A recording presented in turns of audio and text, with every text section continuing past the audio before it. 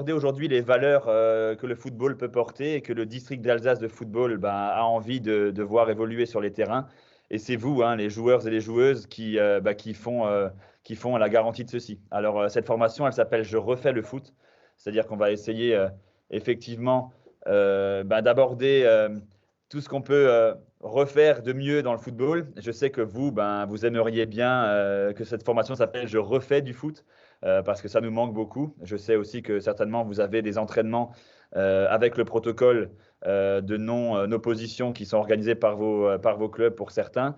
Donc je sais que certains ont quand même contact avec le ballon. Profitez-en, mordez dans ce ballon-là et croquez ces entraînements-là parce que finalement, c'est ce qu'on veut et c'est ce qui prépare aussi la saison prochaine. Voilà, on ne sait pas de quoi va être faite cette fin de saison.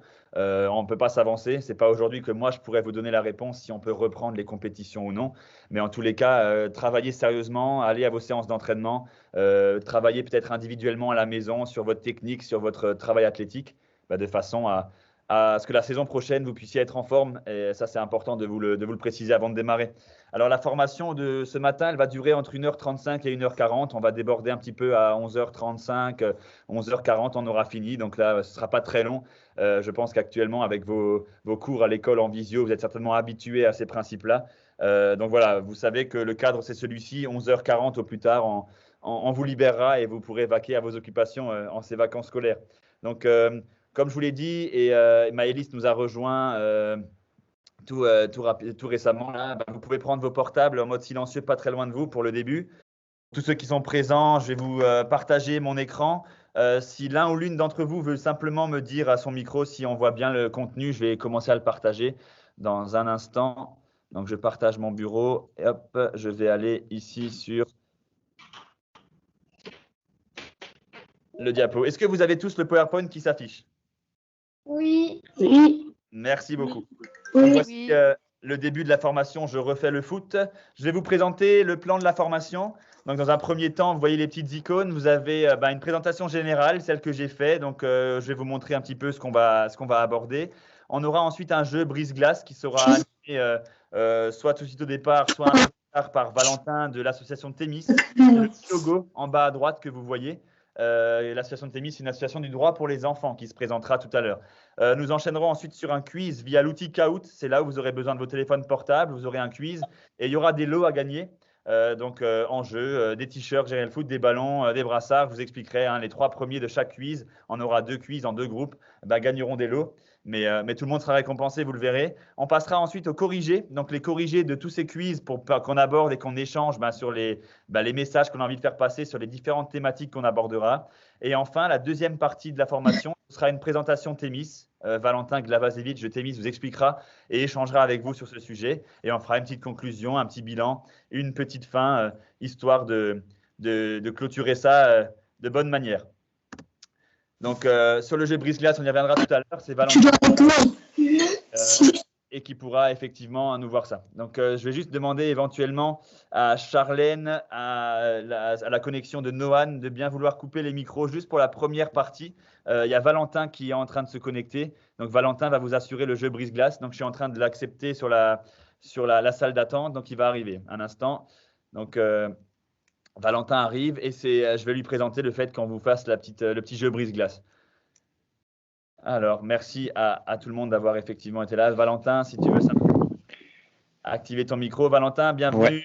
Ouais. Merci Bonjour. d'être là. Donc, comme je vous disais, messieurs, dames, voilà Valentin de l'association de Thémis. Valentin, on est arrivé à l'instant à la petite partie jeu brise-glace. Donc, je vais afficher mon Parfait. PowerPoint et je te laisse la main. Il y a donc ici 12 stagiaires qui sont inscrits.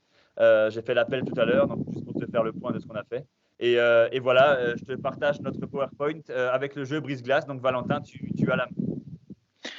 Bonjour à toutes et à tous. Désolé pour mon petit retard. J'ai eu quelques soucis de connexion. Ça a été un peu compliqué, mais on a réussi. Du coup, merci à toutes et à tous d'être là, de participer à ce temps qu'on vous propose sur les vacances. Est-ce que tout le monde m'entend bien déjà? Pour moi, c'est OK. Oui. Super. Alors, ce qu'on vous propose effectivement, c'est faire un petit brise-glace. Brise-glace, ça veut dire quoi? C'est une petite activité pour se permettre aux uns et aux autres d'apprendre à se connaître. Alors, l'objectif là, vous allez avoir une petite minute pour aller chercher l'objet qui vous rappelle votre meilleur souvenir de foot que vous avez à la maison. Réfléchissez pas trop, c'est vraiment un objet qui vous fait penser à un très bon souvenir foot. Vous pouvez le chercher et le ramener à la caméra. Et ensuite, on se présentera les uns et les autres. Voilà, vous pouvez y aller, on vous attend du coup.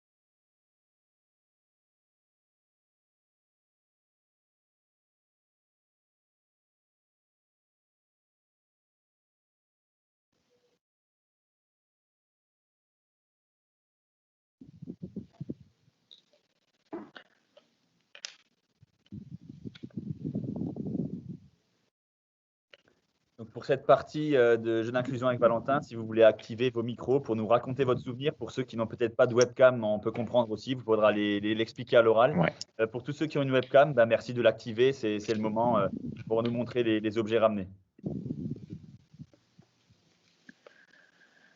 Alors moi, sinon, il y a une petite liste. À la limite, ce qu'on va faire, c'est que je vous propose, s'il y en a qui ont les caméras, effectivement, c'est plus intéressant d'allumer la caméra à ce moment-là pour nous présenter l'objet. Et s'il n'y a pas de caméra, c'est pas grave, vous nous présentez juste votre objet. Alors l'idée, c'est voilà, en quelques mots, votre prénom, votre âge, votre club. Alors, il y en a vous avez tous les survêtements, donc ça c'est top. Vous avez suivi la petite recommandation, je vois. Et pourquoi vous avez choisi cet objet? Vraiment en 30 secondes par personne, juste pour qu'on apprenne à se connaître les uns et les autres.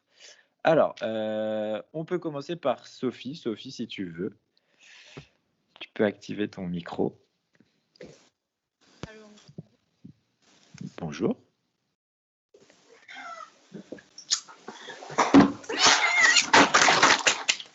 Il y a un petit chat là. Il y a un chat, j'imagine. C'est les joies de la visio, c'est bien, c'est rigolo, c'est détendu, vous avez raison. Alors Sophie, pour l'instant, elle a activé son micro. Donc Sophie, si tu veux juste parler pour voir si on t'entend bien. vous m'entendez? Ouais, Oui, on alors t'entend très bien. bas. Alors, je m'appelle Sophie, je joue en U18 au FC Schweighouse. D'accord. Alors, mon objet, c'est un maillot du Bayern que j'ai reçu le jour de mon anniversaire. Ok, enchanté Sophie. Je crois que tu n'es pas la seule fan du Bayern, ce que je vois, vu les fonds d'écran. Noan. Ouais. Donc bienvenue à toi. Merci. Du coup, tu peux rééteindre le micro si tu veux. Maëlys, on t'écoute si tu veux bien. Bonjour, moi je m'appelle Maëlys, j'ai 11 ans et je fais partie du club de Trimbar. Et mon petit souvenir du foot, c'est une coupe que j'avais remportée lors d'un petit tournoi et que j'ai gagné. Ok, super. En quelle catégorie du coup le tournoi? C'était en U11. Ok, super. Bienvenue à toi Maëlys, merci d'être là. On va continuer avec Maxime du coup. Moi, je m'appelle Maxime Ritter, je joue en U13 à l'AS Vauban.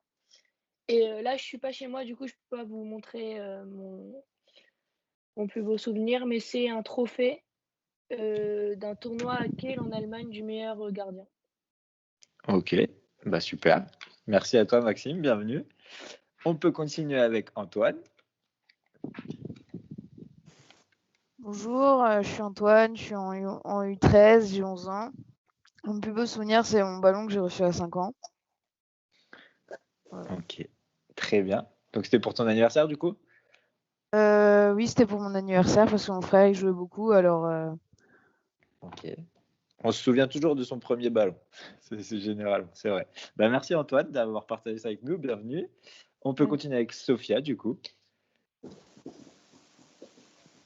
Bonjour, je m'appelle Sophia Boscari, j'ai 13 ans et moi c'est une coupe aussi et c'était de la meilleure joueuse dans un tournoi aussi. Ok, bienvenue à toi. Félicitations pour les meilleurs joueurs, meilleures joueuses, meilleurs gardiens et autres, et pour les coupes. Merci. On t'écoute, Charlène. Tu peux, en plus, là, on te voit, donc tu pourras nous montrer l'objet. Ça va être top. Je m'appelle Charlène, j'ai 11 ans. J'ai pris un ballon parce que ça me rappelle des souvenirs quand j'ai commencé le foot. Ok, super. Le ballon, généralement, c'est vrai que ça rappelle plein de choses. Donc, merci, Charlène. Bienvenue à toi.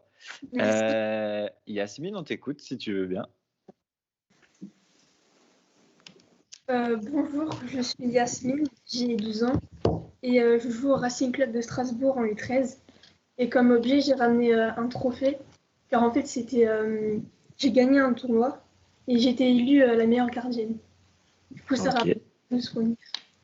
Super. Encore une meilleure gardienne. Donc, on a un meilleur gardien, une meilleure gardienne. Top. Bah, bienvenue à toi. Merci, Yasmine. Noé, on t'écoute si tu veux bien.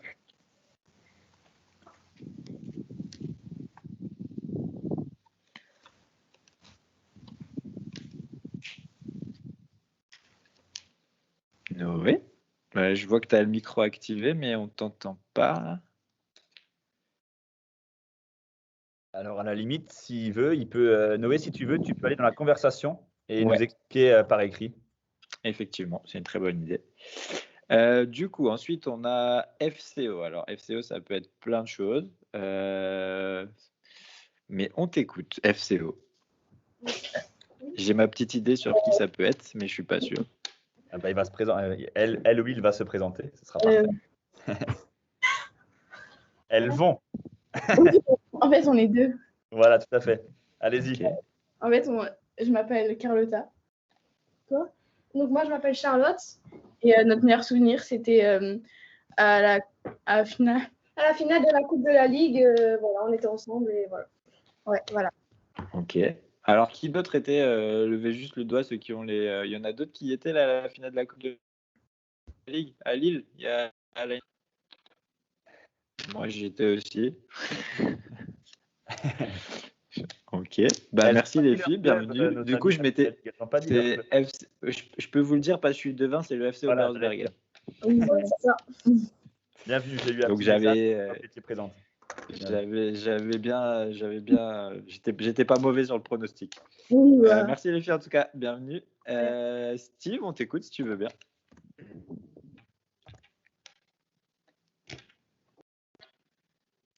Alors, Steve, c'est notre collègue, hein, Steve Delaney, je Ah, pense. c'est Steve. Ouais. Oh, pardon. Ouais, Bah donc oui, là, j'ai lui, il pas est en pensé, train de je nous suis bête. suivre tout Excuse-moi, doucement Steve. à distance, mais il n'a pas. Excuse-moi, Steve. Bah oui, c'est vrai que j'ai pas du tout pensé. Bah bienvenue à toi, Steve. Son meilleur souvenir, c'est de travailler avec Romain. Voilà, c'est ça son meilleur souvenir de foot. Du coup, Dean, on t'écoute. Bonjour. Bonjour. Je joue au Oswald dans U15 et mon meilleur souvenir, c'est cette balle signée par la sélection brésilienne de foot masculin.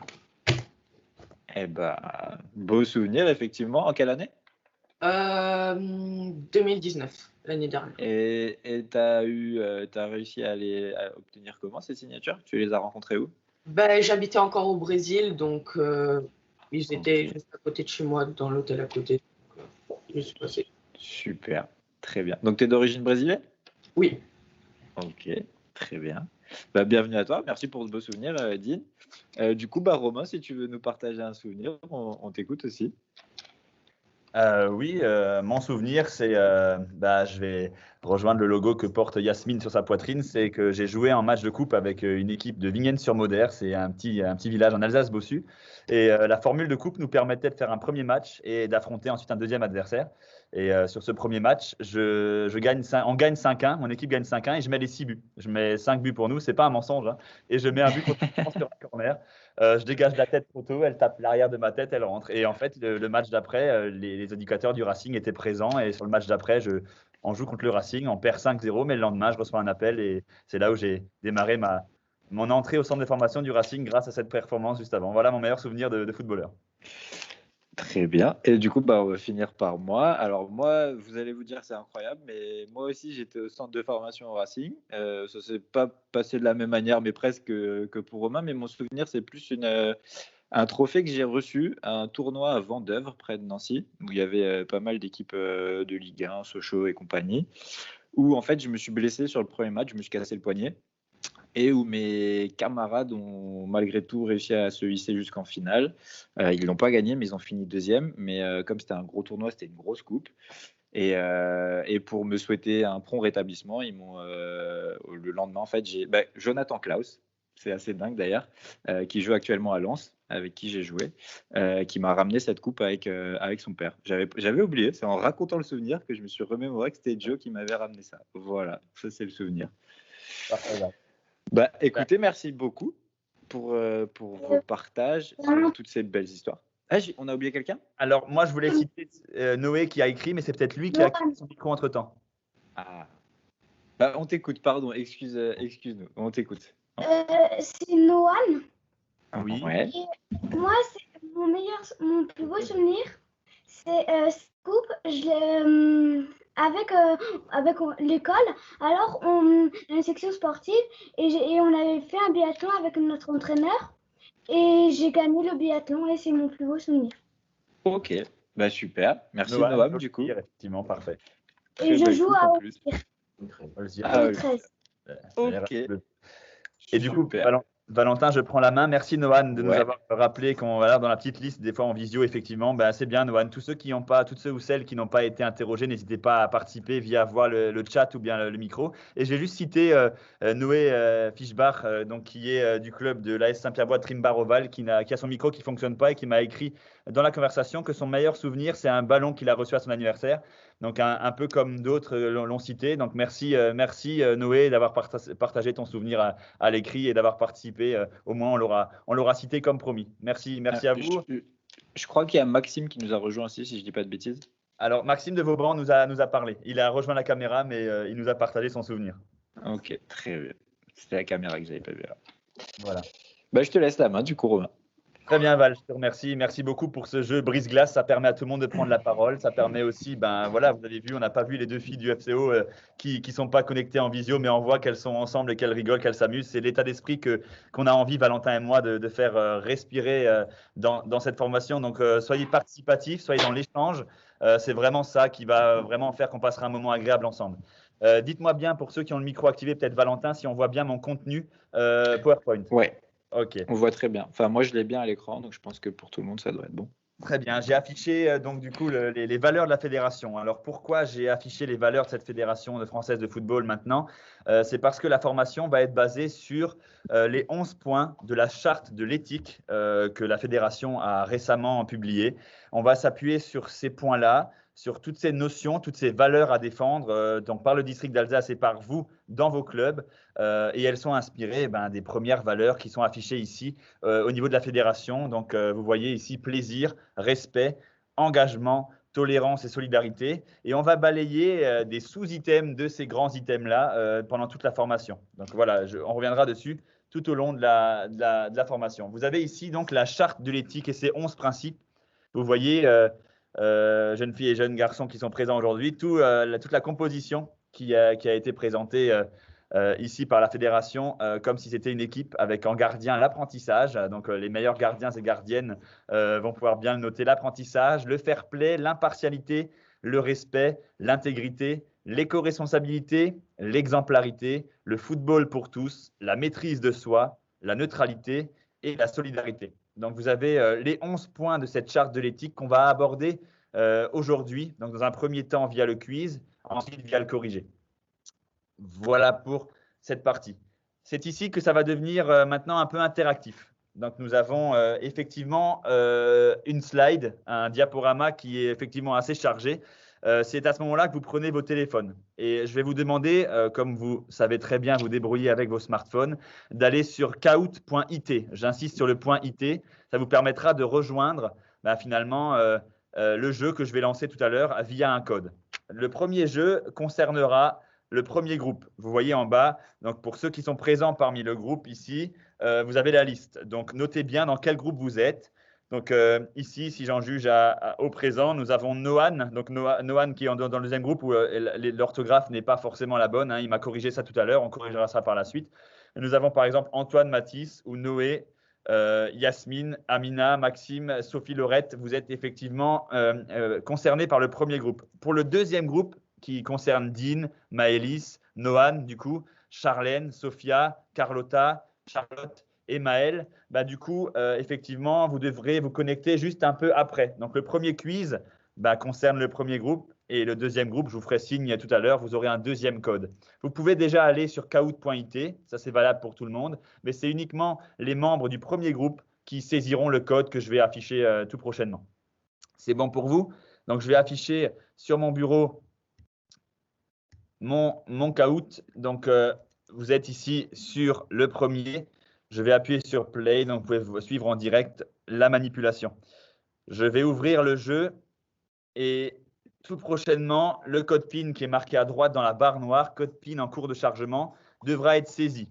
Donc, c'est 586 25 82. Donc, pour les joueurs et joueuses qui étaient dans le premier groupe, merci d'écrire vos pseudos, donc votre prénom, comme ça on pourra suivre qui est là, et de saisir ensuite le code PIN du jeu. Donc, Noé et Sophie Lorette sont déjà connectés. Antoine Mathis est là présent également aussi.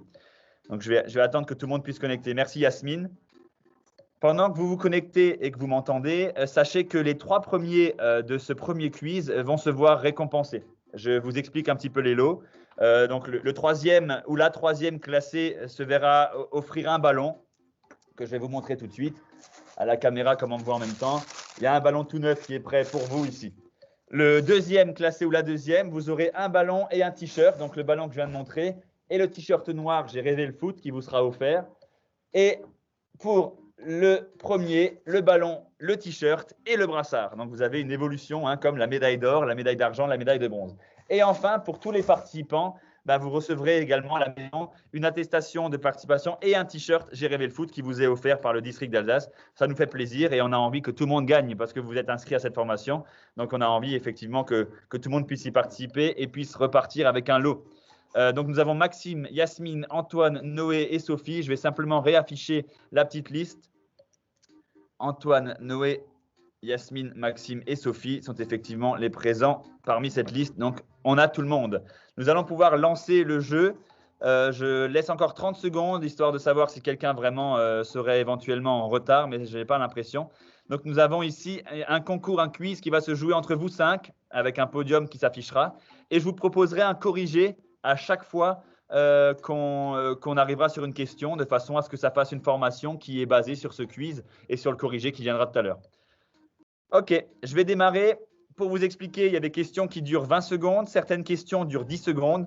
Vous aurez des questions à choix multiples, donc vous devrez choisir sur vos portables la couleur qui correspond à la bonne réponse que vous pensez être la réponse à la question. Vous avez aussi à un moment une question qui est vraie ou faux, donc vous aurez rouge, faux, vrai en bleu, donc que vous compreniez, et vous cliquez simplement sur votre portable. Sachez que, et bien sûr, il faut avoir la bonne réponse et il faudra également que vous soyez le plus rapide parce qu'il y a une question de rapidité qui rentre en ligne de compte. Donc, si les 5, vous avez la bonne réponse, ce sera le plus rapide qui marquera le plus de points.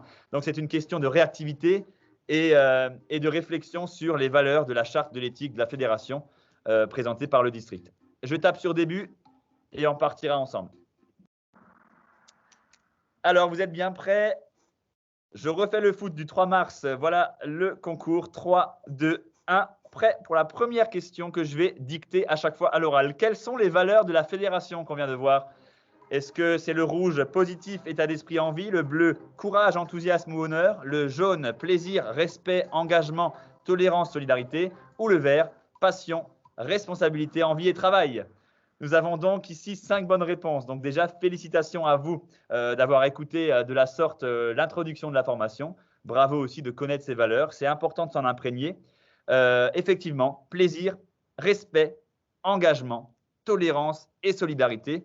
On aura l'occasion, durant toute cette formation, de revenir sur toutes ces valeurs et de ce qu'on attend de vous, de ce qu'on a envie de voir sur nos terrains alsaciens en lien avec ces valeurs-là. Bravo à vous. On va maintenant voir qui a été le plus rapide parmi vous.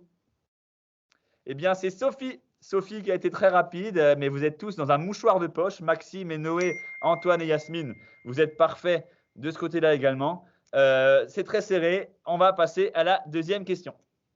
Deuxième question, toujours à choix multiples. Je fais faute sur un adversaire. Qu'est-ce que je fais? Je me replace rapidement. Je l'aide à se relever. Je m'assure qu'il va bien. Je conteste toujours la faute auprès de l'arbitre ou alors je me dis que l'arbitre n'est pas au niveau. Alors là, je n'ai même pas besoin forcément de revenir sur le corrigé. Vous avez tous choisi spontanément la bonne réponse. Effectivement, vous allez me dire peut-être que c'est une image du football qui est utopique, mais c'est effectivement celle que nous, on défend. Si vous faites une faute, qu'elle soit involontaire ou volontaire, eh ben, pensez toujours à la réaction que peut avoir votre partenaire. D'accord ? Pensez également à ce qu'on peut apprendre de ceci et à la notion de fair play qui peut ressortir de ceci. D'accord ? Cette notion de fair play qui fait partie de la charte de l'éthique, eh ben, oui, effectivement, elle se manifeste dans d'autres moments dans le football, mais également dans ces moments où on fait faute. Donc, j'aide à relever le partenaire. Je m'assure qu'il va bien. Voilà, on n'a pas besoin de passer 5 minutes là-dessus. On se replace, bien sûr, mais d'abord, on s'inquiète de l'état de santé de son adversaire. Ça fait que le match se déroule dans une ambiance et dans un environnement que nous, on défend. Et qui fait prôner le fair play. Bravo à vous. On va voir qui a été le ou la plus rapide. Noé qui gagne une place. Vous êtes très, très, très serré. Et c'est toujours Sophie qui tient la corde. Bravo Sophie pour l'instant. C'est toi qui es première avec Noé qui se rapproche vraiment. Bravo à vous. On passe à la 3e question. Toujours à choix multiples, mais cette fois-ci, elle compte double la question. Quel arbitre a été élu meilleur arbitre de Ligue 1 en 2019-2020 ? Est-ce que c'est Clément Turpin? Est-ce que c'est Anthony Gauthier? Est-ce que c'est Mathieu Lombard, un collègue de la Ligue du Grand Est? Ou est-ce que c'est Stéphanie Frappard? Merci de répondre. Vous avez 20 secondes. Il reste 8 secondes. Et nous avons pour l'instant 5 réponses et 0 pour la bonne réponse. Nous avons donc 4 réponses sur Clément Turpin, qui est un arbitre qu'on voit régulièrement sur les grands matchs, que ce soit au niveau de la FIFA, au niveau de l'UEFA, sur la Champions League ou au niveau de la Ligue 1.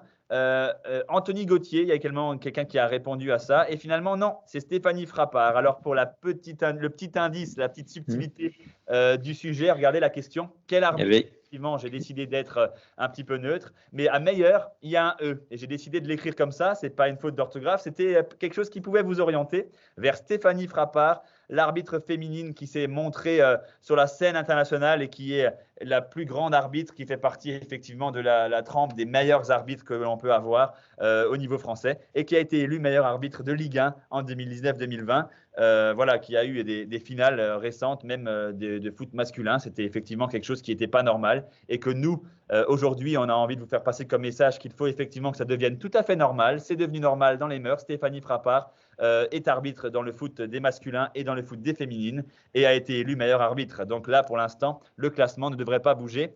On parle de ceci pour l'impartialité, qui est une des valeurs de la charte de l'éthique sur laquelle on reviendra tout à l'heure. Point sur le classement, rien qui ne change. On passe donc rapidement à la 4e question sur 11. Lors du match de football, le respect c'est avec mes partenaires uniquement pendant le match, avec mes adversaires uniquement pendant le match, avec tous les acteurs, coéquipiers, adversaires, dirigeants et arbitres, ou avec l'arbitre après le match. Voilà, ça coule de source, vos réponses sont assez rapides. La bonne réponse s'impose quasiment à nous et à vous. Bravo à vous. Effectivement, le respect, c'est avec tous les acteurs, coéquipiers, adversaires, dirigeants et arbitres. Bien sûr, on doit avoir cette vision globale et je vous encourage, messieurs, dames, à continuer à le faire. On aurait pu ici inclure il y a un appel, c'est les joies du direct. On aurait aussi pu inclure effectivement les parents et tout l'environnement bénévole du match. Effectivement, je vous encourage à respecter tout le monde. Ça passe par l'accueil de l'arbitre, à son arrivée, à comment on lui montre les équipements quand il vient vérifier les couleurs, à comment on l'accueille, bonjour, au revoir, saluer ses adversaires qui entrent dans l'enceinte du stade, saluer le bénévole qui est derrière la main courante ou le bar pour vous servir la boisson avant. Bien sûr, c'était hors temps de Covid, actuellement, ce n'est pas possible, mais aujourd'hui, il est important pour moi de vous souligner ces bons comportements à retrouver ou à trouver quand vous voyez quelqu'un le samedi, le week-end ou quand il y a les vacances scolaires le mercredi à vos séances d'entraînement. Donc voilà le message que je voulais vous faire passer. Effectivement, les subtilités des questions, des réponses rouges et bleues, avec mes partenaires uniquement pendant le match ou avec mes adversaires uniquement pendant le match, effectivement, le uniquement devait vous orienter sur non, il ne faut pas être restrictif, il faut voir global et respecter tout le monde. Bravo à vous, 1 point sur le classement. Antoine Mathis qui est en train de refaire un retour et Sophie qui est vraiment en train de tenir la corde. Yasmine et Maxime, vous êtes vraiment très proches pour ne pas vous décourager. J'ai l'habitude d'utiliser cet outil Kahoot avec mes joueurs et dans le cadre de formation. Et rarement effectivement, il y a autant les points sont aussi serrés. On passe à la question suivante. 5 sur 11. Pendant le match, les parents devraient, un petit conseil aux parents, encourager, valoriser l'équipe, moi-même et l'arbitre, n'encourager que leurs enfants, proposer des solutions à l'éducateur ou alors vouloir prendre la place de l'arbitre. Que devraient faire les parents pendant le match? Bravo à vous, 5 bonnes réponses, excellent. Vous avez compris la dimension globale de notre quiz et des messages qu'on a voulu faire passer. Voilà, on a choisi l'option quiz pour que ce soit interactif, que vous ayez la participation et que les messages passent de ce fait-là par une réflexion de votre part. Effectivement, encourager, valoriser l'équipe et moi-même et l'arbitre. Donc, j'insiste sur le fait de valoriser l'équipe et moi-même. Voilà, on ne veut pas stigmatiser les parents, mais c'est vrai que souvent, on peut avoir tendance à croiser encore des parents qui encouragent que leurs enfants. Et effectivement, quand on pense à la dimension collective du football, il serait intéressant, messieurs, dames, les parents, d'encourager l'équipe en global, de ne pas focaliser votre attention sur votre fille, votre garçon, votre joueuse, votre joueur, de façon à ne pas lui administrer une pression trop importante, mais aussi de façon à ce que l'équipe se sente valorisée par des parents supporters qui poussent et qui donnent l'envie de faire bien les choses. Donc, effectivement, également encourager l'arbitre. Ça vient un petit peu en balance avec la réponse verte qui était proposée, vouloir prendre la place de l'arbitre en aucun cas. Il est vrai qu'effectivement, si on se place quelques instants à la place d'un arbitre, on comprend bien que ce n'est pas un rôle facile. Et donc, c'est vraiment hyper important de rester intègre. Voilà le mot de la charte de l'éthique, l'intégrité des parents, rester intègre, neutre, droit, respectueux dans l'environnement du match. Donc, bravo à vous pour votre réponse spontanée. Et voilà le message que je voulais vous faire passer. Donc, si vous avez des parents qui n'agissent pas de la sorte, n'hésitez pas à en référer à votre éducateur ou en parler avec vos parents sur le chemin du retour ou à la maison pour dire que ce n'est pas ce que vous attendez ou alors que ce n'est pas ce que le club demande. On va faire un point sur le classement avec Maxime Ritter qui remonte, Yasmine qui remonte, Antoine qui a eu la bonne réponse mais qui a peut-être mis un peu plus de temps et Sophie qui nous fait cette course en tête pour l'instant sur ses 5 premières réponses. On reste connectés. Vrai ou faux? Donc, vous avez 2 options avec 10 secondes seulement. Les licenciés des clubs n'ont aucun rôle à jouer sur l'environnement. Vrai ou faux? Pour l'instant, 4 réponses. Nous attendons la 5e. La 5e est arrivée. Les 5 réponses sur faux. Effectivement, nous en sommes à la dimension éco-responsabilité qui est soulignée par la fédération.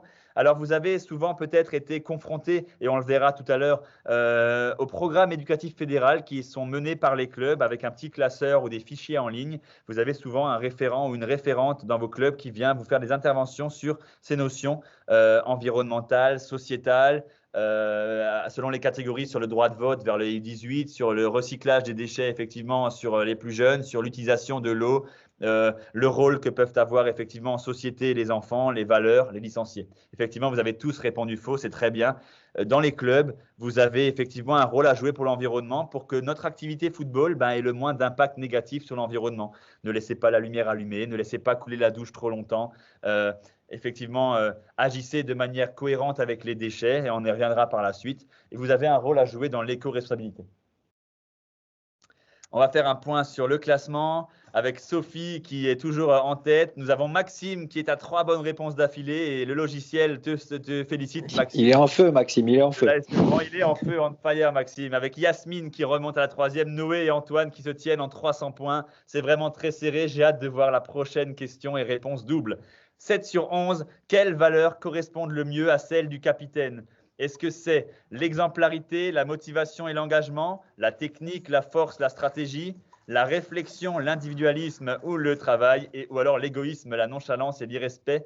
Alors effectivement, vous avez été très nombreux à répondre très vite et vous êtes 4 sur 5 à avoir donné la bonne réponse sur l'exemplarité, la motivation et l'engagement du capitaine. C'est parfait. Donc, au niveau exemplarité, vous êtes vraiment parfait parce que c'est vraiment le mot qu'il va falloir réussir à tenir, à retenir de ceci. Le capitaine a valeur d'exemple, c'est-à-dire que par sa présence, par son aura, par sa motivation qu'il peut transmettre à ses coéquipiers, il faut qu'il soit exemplaire sur et en dehors du terrain.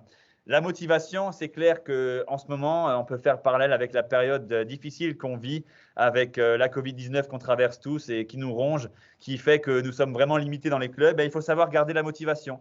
Donc, vous êtes aujourd'hui connectés à cette formation. Ça prouve que vous êtes motivés à entendre des messages qui sont liés au football et je vous encourage à continuer à être motivé. Un capitaine doit être celui qui est le plus motivé pour emmener avec lui ses coéquipières et ses coéquipiers. Et l'engagement, finalement, c'est ça. C'est s'engager dans un club en début de saison. C'est tenir son engagement tout au long de la saison.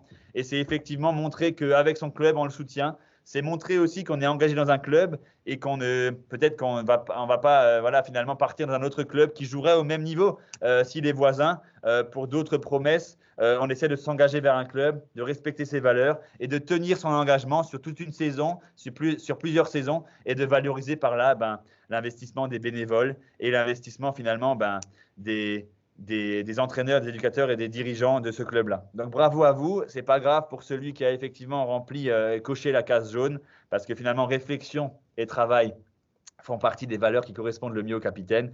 Malheureusement, l'individualisme, ça vient un petit peu au contraire de l'engagement. Il faut penser collectif. Votre engagement de capitaine, votre engagement de joueur, votre engagement de joueuse, finalement fait que les autres ont envie de s'engager aussi. Donc, pas vraiment de place à l'individualisme, sauf par petits moments, on est d'accord, sur certaines saisons. Bravo à vous. Point sur le classement. Sophie continue sa course en tête. Yasmine est en train de monter vers la médaille d'argent et Noé se place en tant que troisième. Antoine et Maxime, vous êtes vraiment pas loin. Vous inquiétez pas, Maxime. Maxime, il a craqué. Il a craqué. Il a craqué sur celle-ci, mais vous inquiétez pas, il en reste encore. Prochaine question. Quiz. Comment se nomme le football pratiqué par les malvoyants et non-voyants? Le foot en marchant, le footy volé, le footnet ou le cécifoot? Vous avez donc l'occasion ici de répondre sur 20 secondes. Logiquement, on aura besoin d'un peu moins. Nous avons ici 4 bonnes réponses sur 5. Je rebondis rapidement sur la réponse qui a été donnée sur le footnet. Le footnet, c'est le tennis-ballon, autrement appelé tennis-ballon, qui a été présenté sur cette forme-là, sur le foot diversifié par la fédération et qui est repris par la Ligue Grand Est et le district à notre niveau, avec Johan Lefebvre, notre conseiller départemental, qui effectivement prône le football diversifié, qui est un moyen d'effectivement pour proposer à certains licenciés d'entrer dans les clubs pour pratiquer autre chose que le football traditionnel comme on le connaît. Donc le footnet, c'est ça. Le foot en marchant est souvent pratiqué par les personnes qui peuvent avoir des affections un petit peu cardiaques ou alors qui sont peut-être un peu plus avancées en âge que vous, jeunes licenciés, et qui donc peuvent pratiquer leur pratique préférée, le football, avec leurs collègues, sous une forme marché qui leur permet de se tenir en forme, de garder un bon état de santé au niveau cardiaque, de retrouver les copains et de pratiquer le football sous cette forme-là. Le footy volé ressemble un petit peu effectivement au tennis-ballon avec un filet plus haut, ça ressemble plutôt à du volleyball. Et enfin, la bonne réponse, le cécifoot, donc avec la notion de cécité ou de malvoyance. Donc effectivement, la cécité, la non-voyance qui permet également aux joueurs effectivement de pratiquer ce sport qui fait appel à beaucoup de sens comme l'ouïe, comme l'écoute, effectivement, ou le côté sensoriel pour vraiment sentir dans l'espace le ballon et communiquer. Sachez qu'en cécifoot, il y a toujours un guide qui est derrière le but pour guider ses joueurs et son gardien qui est voyant, qui peut également guider ses joueurs, qui portent tous un bandeau en cécifoot parce que certains malvoyants ont des petites notions de l'espace, voient un petit peu quand même l'espace autour d'eux et donc peuvent deviner quelque part par moment le ballon ou l'adversaire. Et à ce moment-là, on place un bandeau sur les yeux de tout le monde pour qu'effectivement, ils soient tous à égalité. Pourquoi on parle de ça et pourquoi cette question? Parce qu'en fait, effectivement, parmi les valeurs qu'on défend au district et qui font partie des 11 valeurs de la charte de l'éthique de la fédération qu'on aborde là à l'instant sur le quiz, il y a le football pour tous. Et donc, il y a l'intégration, l'ouverture et l'insertion à tous et que tous peuvent participer au football, qu'ils soient en situation de handicap, qu'ils soient effectivement peut-être défavorisés sur le côté économique, ou alors s'ils viennent peut-être d'intégrer le pays, tout le monde a accès au football et c'est ce qu'on veut défendre. On veut que l'accès soit pour tous et je veux, je dis pas j'aimerais, je veux que vous défendiez effectivement tous et toutes présents ce matin cette idée sur nos terrains. Voilà pourquoi cette question du cécifoot. On fait un point sur le classement. Maxime Ritter se reprend. Antoine Mathis s'est un petit peu trompé, mais au moins tu auras appris quelque chose ce matin et c'est ça l'intérêt également. Noé et Yasmine continuent leur course avec Yasmine très proche de Sophie. Ça va être très intéressant sur cette fin de parcours. 9e question. Si j'entends une insulte à mon égard sur le terrain, qu'est-ce que je fais? Je donne rendez-vous au responsable après le match. J'en dis 2 fois plus envers lui. Je crie pour alerter tout le monde ou alors je garde mon calme et en parle à mon éducateur à la pause. Alors là, il y a une des réponses qui a été donnée certainement très rapidement, qui effectivement est intéressante parce que c'est peut-être ce que le ou la personne qui a coché ça pense. Donc, je vais rebondir rapidement sur cette réponse rouge. Je donne rendez-vous au responsable après le match. Elle peut être comprise de deux manières. Effectivement, peut-être pour échanger, parler, crever l'abcès à distance, dans le respect et le calme, accompagné peut-être du dirigeant, des entraîneurs ou d'un membre du club, voire même des parents, pour s'expliquer, pour plus que ça arrive. Là, je veux bien. Si c'est donner rendez-vous au responsable après le match, comme vous le savez, vous l'avez déjà peut-être vécu, pour aller se taper, se bagarrer physiquement au-delà des mots respectueux. Là, non, là, effectivement, je suis plus d'accord et on n'est plus d'accord avec ceci. En tout cas, ce ne sont absolument pas les valeurs qu'on défend, c'est même les valeurs desquelles on est opposé. Ne donnez jamais rendez-vous à quelqu'un qui vous insulte après le match pour régler vos comptes individuellement. Ça ne mène à rien, d'accord, d'en venir aux mains. Ça peut paraître moralisateur ce que je vous dis là, mais c'est simplement une logique de valeurs qu'on veut défendre. J'en dis 2 fois plus envers lui. La réponse bleue, vous ne l'avez pas répondu, mais c'est effectivement absolument à proscrire. C'est interdit. C'est à interdire. N'ayez pas ce premier réflexe de tout de suite vous défendre en rajoutant de la même manière que lui. On dit souvent le plus intelligent, c'est-à-dire celui qui s'adapte le mieux à la situation et celui qui en dit moins, qui ne répète pas, qui ne répond pas. Peut-être éventuellement, gardez votre calme, parlez-en à l'arbitre s'il faut dans un moment de flottement dans la rencontre ou sur un arrêt de jeu. Dites-le à la pause coaching ou à la pause mi-temps à votre éducateur. Parlez-en peut-être à la fin du match avec votre parent pour essayer de voir comment lui l'aborde et que lui vous conseille sur la réaction à avoir selon son éducation. Mais en aucun cas, ne jetez de l'huile sur le feu. Référez-en vraiment beaucoup à votre environnement adulte peut-être au niveau du match et gardez votre calme. Ça peut arriver. Essayez de ne pas insulter non plus parce que là, on se place sur le côté retour à quelqu'un qui vous insulterait. Vous non plus, ne soyez pas les premiers à insulter. Sachez que ça n'apporte pas grand-chose, voire rien, pour ainsi dire, sur le terrain. Restez dans le respect et dans la maîtrise de vous. C'est effectivement une des valeurs qui est défendue dans la charte de l'éthique, la maîtrise de soi et de son comportement sur un terrain de foot pour que le football se passe au mieux. Un point sur les classements. Maxime Ritter est en train de revenir sur le podium. Bravo Maxime. Yasmine qui a fait le plus gros combo et qui est on fire avec 6 bonnes réponses d'affilée. Bravo Yasmine. Bravo à tout le monde d'être très proche. Bravo à Sophie qui tient la corde depuis le début. C'est pas le moment de flancher, mais je ne vais pas te mettre la pression Sophie. Bon courage. C'est parti. Signer dans un club, c'est s'engager à respecter son cadre de vie, vouloir jouer au plus haut niveau, rêver d'être joueur pro ou ne pas s'intéresser à son histoire. Qu'est-ce que c'est signer dans un club? J'ai 4 réponses sur lesquelles je rebondis rapidement. Effectivement, votre club a des valeurs. Je l'espère pour certains clubs qu'elles sont affichées dans le clubhouse, dans les vestiaires. J'encourage vos clubs à le faire. Donc, si vous pouvez faire passer un message à vos entraînements en cette fin de semaine ou mercredi prochain, faites-leur passer ce message-là. Vous devez porter ce logo et aujourd'hui, vous avez porté votre survêt. On vous l'a demandé. Vous représentez une instance, vous représentez des valeurs et le fait que vous soyez inscrit aujourd'hui sur une formation qui prône ces valeurs-là prouve déjà que vos clubs sont engagés en ce sens et je vous félicite par la même occasion pour ceci. Donc, c'est s'engager à respecter ses règles, son cadre de vie, effectivement ses locaux, son environnement et effectivement aussi ses éducateurs et ses bénévoles et dirigeants. Alors, je rebondis rapidement pour ne pas passer trop de temps sur les quiz, sur le fait de rêver d'être joueur professionnel, comme un joueur a répondu parmi vous ou une joueuse. Effectivement, ça peut être un de vos rêves. Je vous encourage à avoir des rêves en ce sens, de rêver votre foot. C'est J'ai rêvé le foot, c'est effectivement notre action principale que je représente aujourd'hui pour le district d'Alsace qui prône et qui propose cette formation. Donc, rêver d'être joueur professionnel, mais finalement, la première motivation pour vous dans un club, ça ne doit pas être celle-ci. Ça doit être avant tout de respecter le cadre de vie de ce club-là. Et effectivement, du coup, quelque part, de garder toute neutralité, c'est-à-dire d'être effectivement engagé en ce club, de ne pas valoriser forcément un club voisin parce que j'ai envie de partir là-bas. Pensez avant tout aux valeurs du club qui vous licencie. Bravo à vous tous. Je vais faire un petit point sur le classement avec Maxime qui remonte, Yasmine qui recule un petit peu, dommage, dans le classement, mais ce n'est pas fini. Sophie qui reste à la corde. Vous avez des questions compte double qui arrivent encore. Si j'ai bien fait le quiz, vous aurez encore l'occasion de tous finir premier. Restez concentrés. 11e question, compte double. J'ai bien fait les choses. Ça va se jouer là-dessus. S'il arrive un pépin à un coéquipier et que l'équipe décide de l'aider, on appelle cela de l'égoïsme, de la générosité, de la solidarité ou de la ponctualité. À vous de me trouver la valeur qui correspond effectivement à la 11e valeur de la charte de l'éthique fédérale, la solidarité, qui a été trouvée par 4 sur 5. Bravo à vous. Ce n'est pas grave pour le 5e parce que finalement, vous avez répondu la générosité. Alors, pourquoi la générosité était un petit peu le piège, si je puis dire ainsi? Finalement, la générosité, c'est effectivement quelque chose qui peut apparaître lorsque quelqu'un subit un pépin.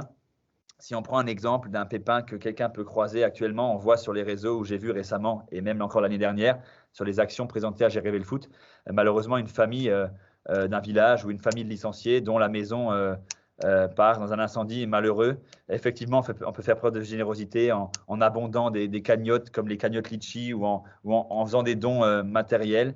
Mais quelque part, la solidarité, c'est cette valeur-là qu'on met en avant parce qu'elle peut se témoigner d'autres manières. Parce que ce n'est pas forcément par un don, mais ça peut être par le fait de les accueillir chez soi, par le fait de leur donner moralement des mots qui vont les soutenir, par le fait de les aider éventuellement à déménager, à porter leurs meubles. C'est de la générosité du cœur, mais ce n'est pas forcément une générosité matérielle. Donc, c'est de la solidarité. Être tous solidaires, se réunir, créer un groupe qui vient aider effectivement les jeunes qui sont dans la difficulté. Bravo à vous. Nous allons effectivement voir maintenant le point du classement. Je rappelle, dans le classement, vous aurez le 3e qui gagnera un ballon. Nous aurons le 2e qui gagnera un ballon et un t-shirt. Et le premier ou la première qui gagnera effectivement le ballon Adidas de bonne qualité, le t-shirt et le brassard. Point sur les classements. Podium annoncé sur cette première quiz. Félicitations à Noé qui est en médaille de bronze. Bravo Noé. En deuxième, Maxime. Bravo Maxime. Et en premier, Sophie qui tient la corde depuis le début. Bravo Sophie. Sophie Lorette. Bravo Sophie qui est du FC Schweikoup. Bravo Sophie pour cette belle victoire. Sachez qu'avec Steve de l'année District, nous allons faire en sorte de vous préparer les colis dès cet après-midi et que vous recevrez ceci dans la semaine quand notre secrétaire les envois postaux. Bravo à tous. Je tiens à féliciter les autres participants ici, 4e et 5e. Vous recevrez également votre petit cadeau, votre t-shirt J'ai rêvé le foot pour que tout le monde soit récompensé. Bravo à vous. Nous rebasculons rapidement sur mon bureau avec mon caout. Tout le monde voit le deuxième groupe. On rebascule rapidement sur le deuxième quiz. Dean, Maëlys, Noan, Sophia, Carlotta, Charlotte. Merci de vous connecter au prochain quiz que je vais faire apparaître tout de suite sur mon caout. Hop, je ferme celui-ci. Vous avez accès donc à tous mes onglets. Vous inquiétez pas, il y a tout qui est bon. On est ici sur Play. Nous avons rapidement un deuxième code qui va apparaître et c'est le deuxième groupe qui va pouvoir s'afficher pour ceux et celles qui participent que j'ai cité à l'instant 366 12 38 366 12 38 avec votre prénom sur vos smartphones et on va passer au deuxième quiz. Charlotte, merci, tu es bien inscrite. Carlotta, pareil, c'est parfait. Donc, le FCO est en force. Sophia Boscari, nickel. Maëlys est inscrite. Je rebascule très rapidement. Ah ben voilà, on a Noan et on a Charlène. On a tout le monde. Bravo à vous. Alors ici, vous êtes 7 et 3 sur 7 vont apparaître sur le podium. Concentrez-vous et répondez bien. Sachez que en étant attentif au premier quiz, vous pourrez répondre au deuxième. Et sachez aussi, ceux qui sont passés au premier quiz, ne décrochez pas de la formation pour autant. Parce qu'il y aura derrière un corrigé sur lequel tout le monde devra participer et vous devrez donc retenir un petit peu. Finalement, on va revenir sur toutes les questions qui auront été posées. À vous d'être bien concentrés. Ne décrochez pas. Nous allons commencer avec la première question qui va démarrer. Question à choix multiples sur le deuxième quiz. Je refais les foot aujourd'hui. 3, 2, 1. Concentrés, messieurs, dames. Première question. Que signifie le P de l'acronyme PRAY qui représente les valeurs de la fédération? Passion, prêt, persévérance ou plaisir?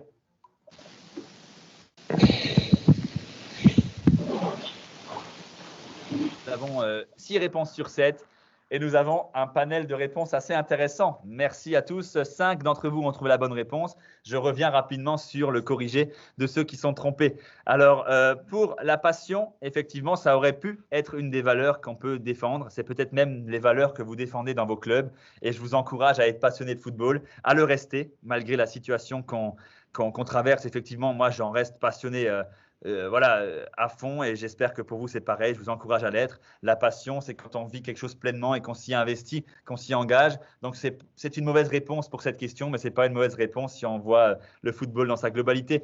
La persévérance, ça peut être une des valeurs qui pourrait être défendue même notamment par les capitaines. Persévérer, continuer à vouloir s'engager, donner de soi, vouloir progresser dans un cadre qui est proposé par votre club, ben, c'est quelque chose que je ne peux qu'encourager. Donc, ce n'est pas une mauvaise réponse en soi, mais ce n'est pas ce que représente le P de la valeur fédérale. Effectivement, c'est le plaisir. Bravo aux 5 qui ont bien répondu. Le plaisir, c'est une des notions centrales et ce n'est pas un hasard si c'est la première défendue par la fédération. Aller au football pour avant tout prendre du plaisir, c'est ça qu'on veut défendre. Il y aura effectivement différents parcours. Voilà, certains d'entre vous seront peut-être repérés, iront vers des structures professionnelles, vers des pôles espoirs, vers des sections sportives. Certains pratiqueront dans leur club et seront fidèles à leur club. Et ben, c'est ça aussi qu'on veut défendre. Le football est pluriel. Avant tout, ça doit être guidé par le plaisir d'y aller. Bravo à vous. L'état des scores. Sophia Boscari du FC Mulhouse qui tient la corde aujourd'hui. Alors attention, tu as la pression. Sophie a tenu la corde tout le long avant.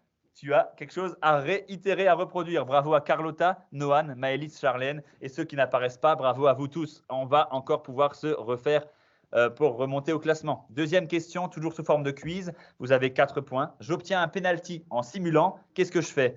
Je demande à l'arbitre d'annuler la faute. Vous avez Raheem Sterling sur la photo là qui saute. Est-ce que je me charge de tirer le penalty?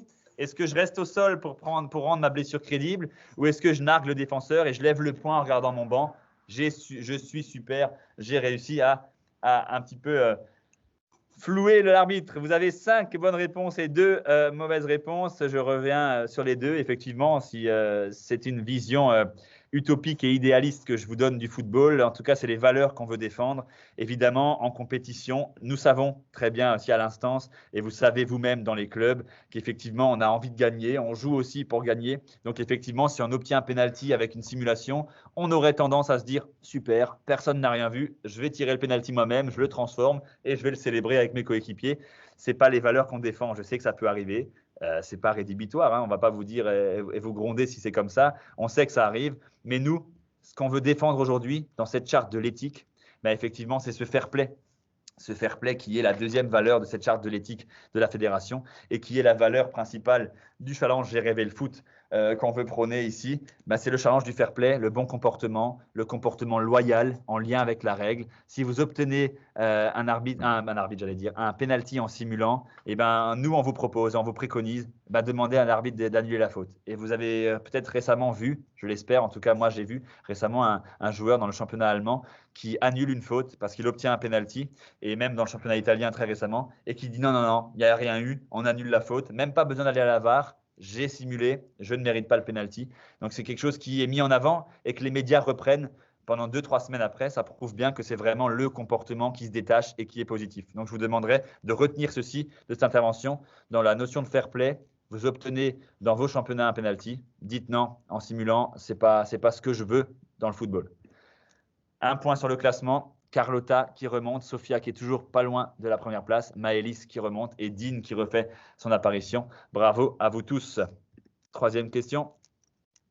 Compte double, elle va être importante celle-ci, je vous rebooste. Comment s'appelle la valeur qui définit le fait de ne pas avantager un camp plutôt qu'un autre, de rester honnête et juste?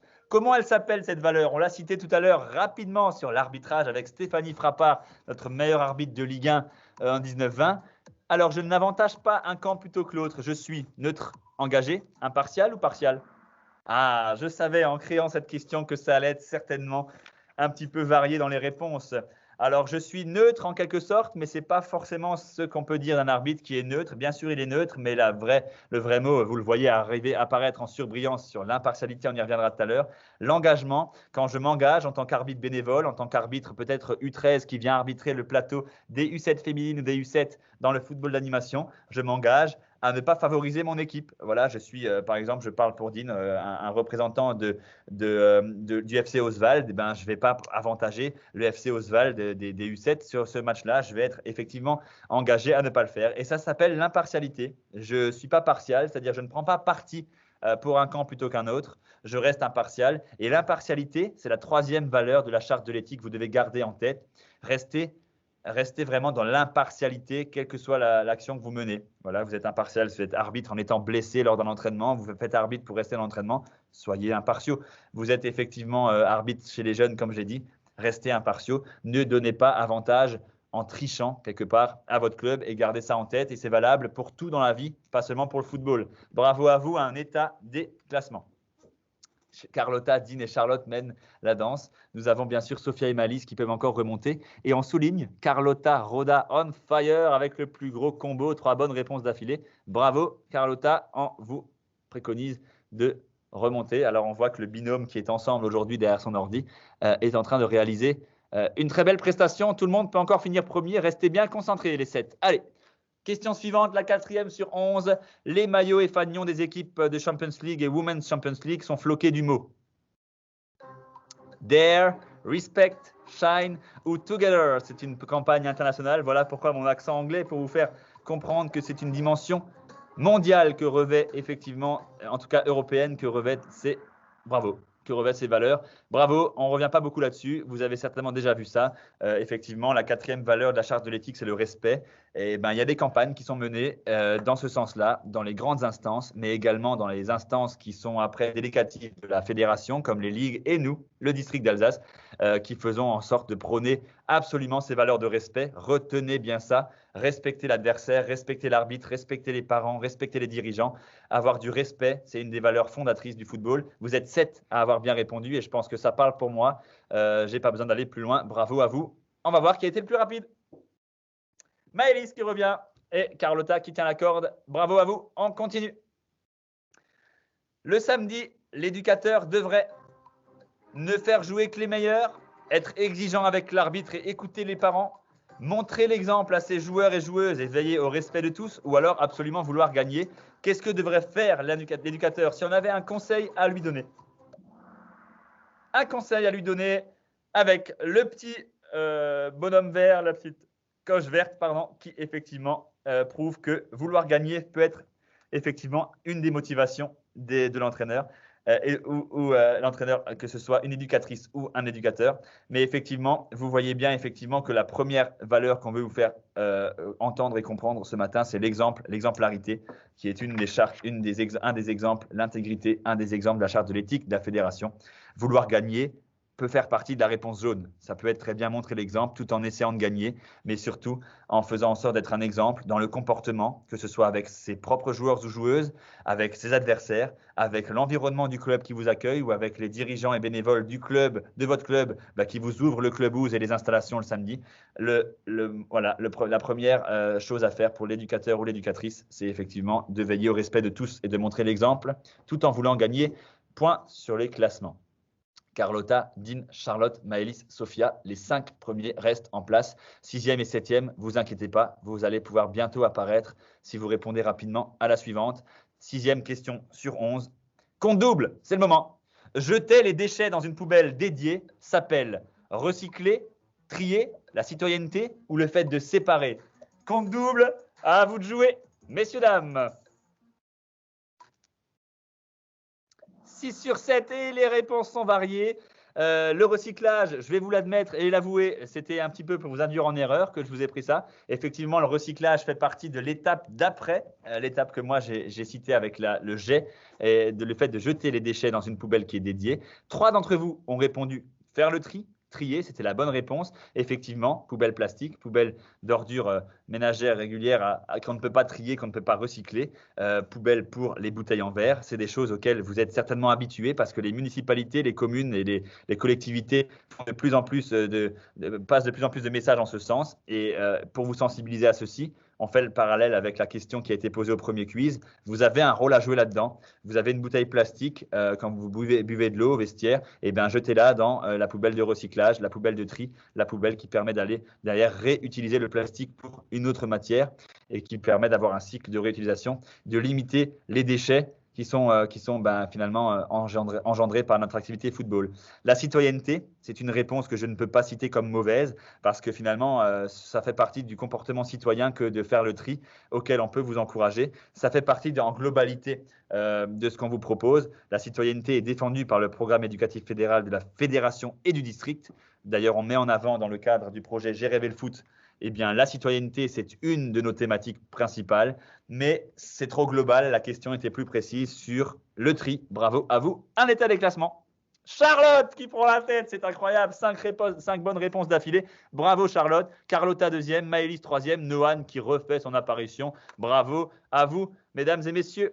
7e question. Comment s'appelle la valeur qui signifie être engagé, s'investir totalement, être toujours présent? On est sur la partie de l'exemplarité du capitaine et de vous, joueurs et joueuses. Quand on est tout le temps engagé, on s'investit totalement et on est tout le temps présent. Comment ça s'appelle ça? La régularité, la ponctualité, le sérieux ou l'assiduité? 6 réponses sur 7. On a finalement les 7 réponses avec 2 bonnes réponses sur l'assiduité. Effectivement, c'est une des valeurs, un des principes sur lesquels je veux insister. Et là, si on fait le parallèle avec votre capitaine, si vous-même vous êtes capitaine ou alors avec vous, joueurs et joueuses de l'équipe, actuellement, vous avez des protocoles qui sont proposés sur vos séances qui ne permettent pas l'opposition, qui sont sur des circuits. Il y a certaines variables au niveau des consignes qui pourraient vous permettre effectivement également d'avoir quelques formes jouées sans avoir d'opposition. J'insiste, sans avoir d'opposition. Le protocole précise vraiment ceci. On sait, nous les premiers au district, que ce sont des choses qui sont un petit peu contraignantes pour vous, qui peuvent peut-être vous permettre de perdre la motivation parce que c'est moins intéressant que quand il y a un match avec du jeu. Je me permets quand même de rappeler que la pandémie qu'on traverse, elle est très importante, elle est dangereuse, elle n'est pas à négliger. N'allez pas simplement à l'entraînement en voyant votre éducateur qui vous propose des oppositions normales. Il y a quand même un protocole à respecter. Et cette assiduité, le fait de venir, ça va vous permettre de faire en sorte que tous les joueurs, toutes les joueuses de votre équipe, tous les licenciés aient envie de venir. S'il y a du monde, c'est quand même plus intéressant que si vous êtes 3-4 par équipe. Soyez assidus, allez aux entraînements, montrez l'exemple, faites en sorte d'avoir une dynamique autour de vous et peut-être que vos licenciés vont re-signer une licence l'année prochaine, que votre génération va vous permettre de réengager une équipe dans votre catégorie, notamment chez les féminines où il y a un peu moins de licenciés, c'est un fait, pour pouvoir avoir une continuité et que vos clubs puissent travailler sur de bonnes bases. Donc soyez assidus. La régularité aurait pu être une réponse, ce n'est pas tout à fait celle que j'attendais dans la définition. La ponctualité, c'est une des valeurs que moi je défends et que le district défend.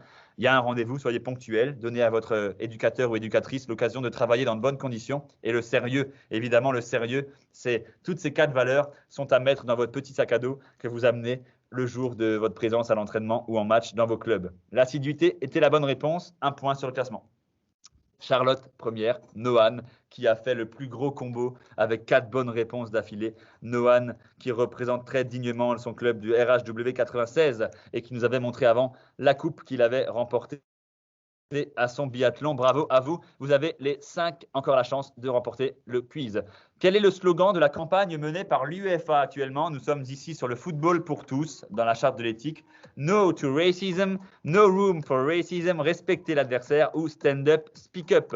Alors, vous avez un brassard qui apparaît avec le mot respect, qui est la campagne de l'UEFA. Quand les Women's Champions League ou dans la Champions League, vous avez des joueurs et joueuses qui entrent sur le terrain avec effectivement des slogans No to racism, non au racisme. La bonne réponse était celle-ci. Vous avez également la réponse No room for racism en bleu. Celle-ci, ce n'était pas une mauvaise réponse parce que c'est une campagne qui est menée par les instances de la Première Ligue. Vous avez donc en Première Ligue le championnat anglais masculin et féminin qui défend cette partie avec le slogan No room for racism. C'est un petit peu en traduction littérale, pas de chambre, pas de place pour le racisme dans le football. Respecter l'adversaire, effectivement, c'est une des mentions et des dimensions qu'il faudra absolument faire et je pense que vous l'avez compris. Et stand up, speak up, c'est un peu plus lointain, peut-être plus de la génération de Valentin qui est avec nous ce matin et de moi-même, avec un bracelet noir et blanc qui se croisait, qui était défendu par les plus grandes stars du football mondial de l'époque, Ronaldinho, Thierry Henry, et qui défendait justement le fait que les blancs, et les personnes blanches et les personnes de couleur noire doivent jouer ensemble et qu'il n'y a pas de place pour le racisme dans le football. Donc le No to Racism que vous voyez sur les petits fanions avec lesquels les équipes rentrent, que vous voyez également sur des drapeaux qui sont tenus par les ramasseurs de balles et des fois qui sont même floqués sur les maillots. Non au racisme, le football pour tous, pas de place pour ce genre d'agissement. Tout le monde peut participer. Il y a également des campagnes de l'Equal Game, donc le jeu de l'équité, qui sont défendus par les grandes instances. Et le district défend bien sûr ces valeurs-là, notamment avec le stop aux discriminations que je vous présenterai tout à l'heure dans le slide du PowerPoint. Bravo à tous ceux qui ont bien répondu. Dean est en train de monter sur le podium. Charlotte, toujours première. Question 9 sur 11. Je monte sur le terrain pour gagner à tout prix, progresser, me surpasser, prendre du plaisir et gagner, humilier l'adversaire, montrer que je suis le meilleur. On est effectivement sur l'aspect maîtrise de soi et je ne peux qu'applaudir. Bravo pour les 7 très bonnes réponses que vous avez fait passer. Progresser, me surpasser. Donc, on est dans la dimension de l'engagement et de la maîtrise de soi, ce qu'on a envie de faire sur le terrain. Prendre du plaisir, c'est la première valeur de la fédération et c'est celle que prône également le district. Et gagner, voilà, c'est pour revenir un petit peu avant sur le modèle de l'éducateur qui doit être l'exemple ou l'éducatrice. Et bien finalement, c'est pas indissociable le fait de vouloir gagner. Ça peut très bien effectivement faire partie de ce que je veux quand je monte sur le terrain. Mais avant tout, c'est penser à la progression, qu'elle soit individuelle mais surtout collective, au fait de se surpasser. Donc, c'est l'engagement. Quand je viens, je suis assidu, ça rejoint tout ce qu'on a vu avant et prendre du plaisir. Gagner à tout prix, ça peut être une de mes motivations, mais vous avez compris maintenant désormais ce matin, et je le vois à travers vos réponses, que ce n'est pas la seule réponse qu'on peut donner en arrivant pour jouer au football. Humilier l'adversaire, ce n'est certainement pas une motivation qui doit vous animer. Et montrer que je suis le meilleur, par moment, sur un petit défi ou sur une période dans un entraînement ou un match, bien sûr qu'on veut encourager votre créativité individuelle. Et on n'est pas là pour vous dire qu'il ne faut jamais le faire. Au contraire, ce serait vraiment contraire à ce qu'on préconise pour la progression du footballeur. Mais ne faire que ça, ce n'est pas ce qu'on vous demande. Bravo, à vous 7. Oh là là, Dean ne fait que de monter. Alors, Dean revient en force, comme c'est écrit sur le logiciel. 3 bonnes réponses d'affilée. Nous arrivons sur 10 sur 11. Quelle valeur de la République française signifie que nous sommes tous égaux ? La fraternité, la liberté, l'égalité ou la tolérance. Vous avez la petite image de l'Equal Game. Je ne reviens pas trop dessus. Nous sommes tous égaux, l'égalité. Une nouvelle fois, cette dimension du football pour tous qui est à souligner. Nous sommes tous égaux et nous avons tous le droit de pratiquer le football comme nous le voulons. Bravo à vous. Charlotte, Dean, Noan, la dernière réponse va être très importante pour constituer le podium. Tout le monde peut encore y accéder. Restez concentrés.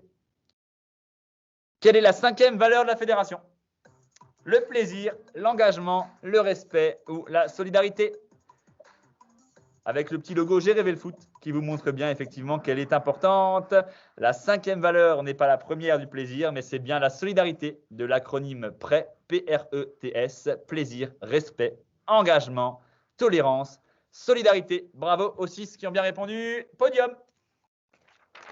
Médaille de bronze, bravo à Noan qui récupérera un ballon envoyé par la poste. Carlotta, médaille d'argent, ballon plus t-shirt. Et enfin, le gros lot pour Charlotte. Dean est malheureusement sorti du podium sur la dernière. Charlotte et Carlotta ont pris les lots. Le FCO se verra doté de t-shirts, de ballons et d'un brassard pour Charlotte. Bravo aux 7 participants. Ce n'est pas parce que vous n'étiez pas sur le podium que vous avez mal répondu. Vous aurez tous un t-shirt, comme tout le monde, et vous aurez tous votre attestation. Bravo à vous.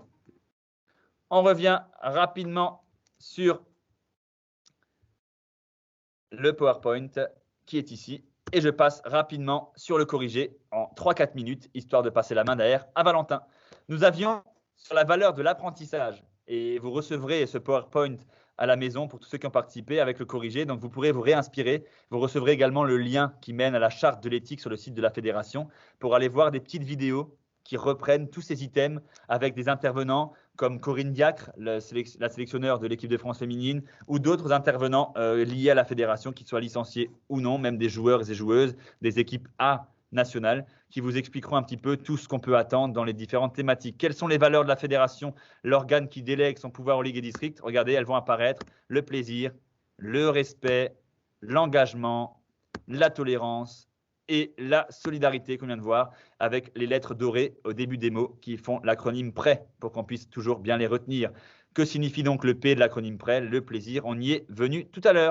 En deuxième point, c'était le point du fair play. Voici la deuxième notion de la charte de l'éthique.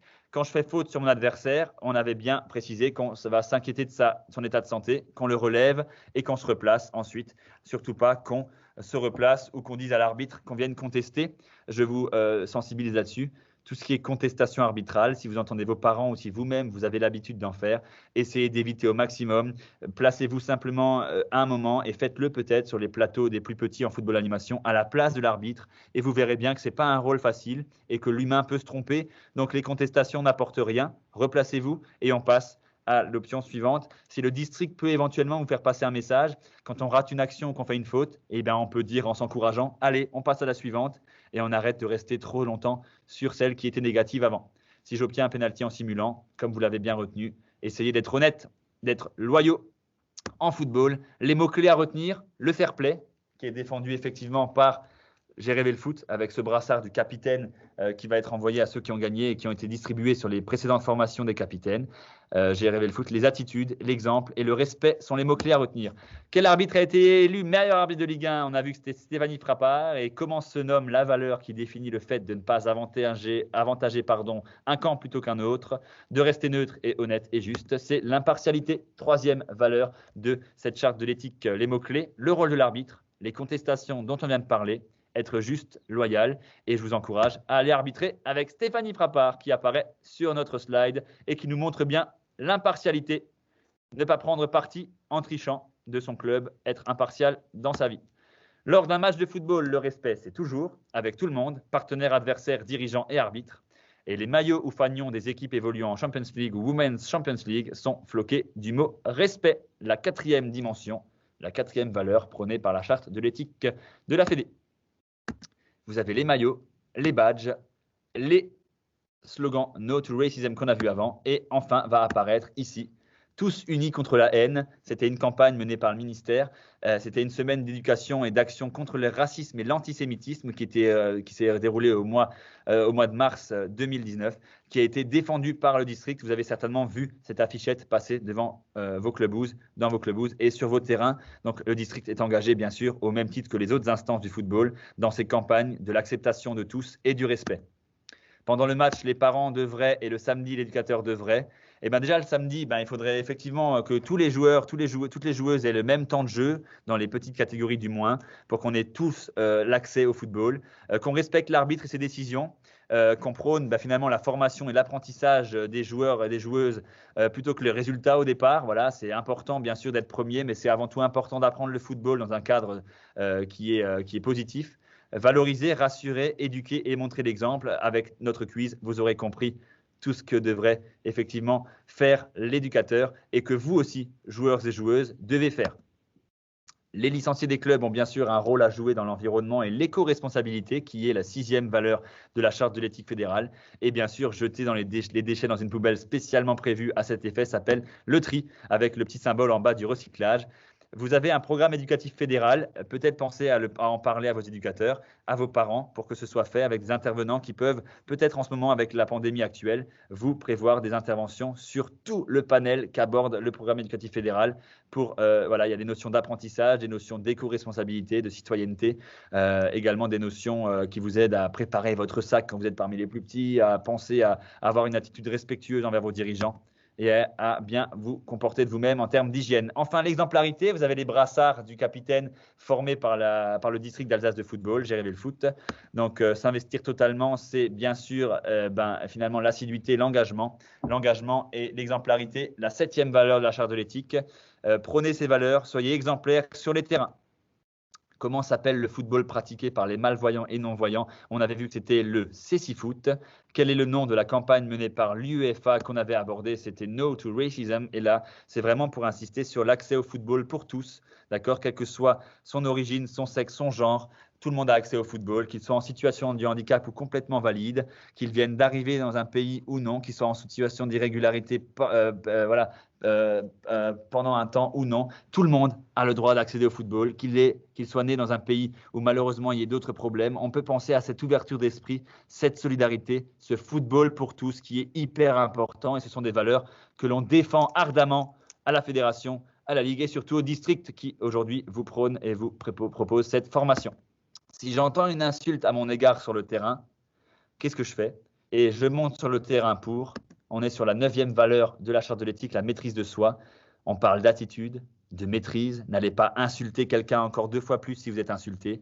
Référez-en aux adultes qui encadrent le football dans vos clubs, qui sont là dans l'environnement club. Parlez-en à vos parents. Échanger. Si vous voyez également un partenaire ou une partenaire qui est harcelé, que ce soit à l'école, que ce soit dans le clubhouse, que ce soit au vestiaire, on va leur cacher sa chaussure, on va lui cacher ses sacs, on va lui mettre son sac sous l'eau. Vous avez peut-être tous déjà rencontré ce genre de situation. Faites en sorte de vous maîtriser, de montrer alors que vous pouvez en référer, en parler dans l'environnement du club et à vos parents, pour pas que ça perdure, pour pas que ça se produise dans vos clubs. Faites en sorte que tout le monde se sente bien dans les clubs et soyez maître de vous-même, engagez-vous, soyez dans l'envie de progresser constamment. C'est autant de messages qu'on peut vous faire passer aujourd'hui. Signer dans un club, c'est respecter son cadre de vie. Pas de place en toute neutralité pour toute valeur politique d'un camp ou d'un autre, pour toute représentation religieuse, quelles que soient les religions représentées. Gardez des valeurs saines, suivez les chartes et les règlements intérieurs de vos clubs, respectez le cadre de vie et la ligne de conduite qui est tracée par vos clubs. Et aujourd'hui, le symbole de ça, c'est que vous portez votre survêt, et ben vous représentez votre club et toutes ses valeurs, et vous êtes digne de ce club, vous êtes digne de représenter dignement ce club. Bravo à vous déjà pour votre présence, et faites en sorte que toute la saison, quelles qu'en soient les circonstances, vous pouvez le faire. Enfin, s'il arrive un pépin à un coéquipier et que l'équipe décide de l'aider, on appelle ça la 5e valeur de la Fédé, qui est le S de près, la solidarité. Retenez bien que être tous solidaires, s'entraider, s'accompagner, niveler les inégalités, faire des dons, partager des moments ensemble, c'est autant de choses qu'on doit faire dans le football. Essayez vraiment d'être dans cette réflexion-là. Soyez solidaires de vos coéquipiers. Je vous remercie de m'avoir écouté. C'était un corrigé plutôt descendant parce qu'il faut aussi qu'on maîtrise notre timing. Et Valentin a une belle partie de la formation très intéressante à vous donner. Il va vous accompagner désormais avec son support et il va vous présenter l'association qui intervient. Je vous remercie de lire simplement encore avec moi ce résumé avec les 11 valeurs de la Charte de l'éthique fédérale qui sont valables pour tous les acteurs du football, défendus par le district d'Alsace et qui sont inculqués par vos clubs, vos dirigeants et vos encadrants et qui sont appliqués par vous, joueuses et joueurs, capitaines ou non. Merci pour votre écoute. Moi, la partie que je vous propose, elle concerne un sujet. Alors, je sais qu'il y en a peut-être qui ont déjà fait les premières formations. On va essayer de rendre ça le plus participatif possible. Moi, c'est ce qui va m'intéresser. C'est pas que je vous parle pendant 25 minutes et que vous ayez rien à me dire, mais c'est vraiment qu'on puisse être dans le partage et que vous puissiez me dire ce que vous pensez, ce que vous ressentez par rapport à ce sujet-là. Du coup, j'ai envie de parler avec vous des discriminations. Donc, c'est pour ça que j'ai appelé ma présentation, le football contre les discriminations. C'est un grand mot, mais on va essayer de voir un petit peu ce que ça représente, ce que c'est. Alors, si vous êtes prêts, je vais vous passer une première vidéo. Alors, vous allez me dire peut-être que vous connaissez les uns et les autres. C'est Un jour une actu. Je sais que c'est pour les plus jeunes habituellement, mais c'est pas bien grave. Vous verrez, elle est bien faite et elle est intéressante. Et puis on en reparle tout de suite après. Si les vidéos elles fonctionnent pas, il y a pas de problème. Du coup, ce qu'on va faire, je vais. C'est pas un problème. Normalement, je suis de retour à l'écran. Là.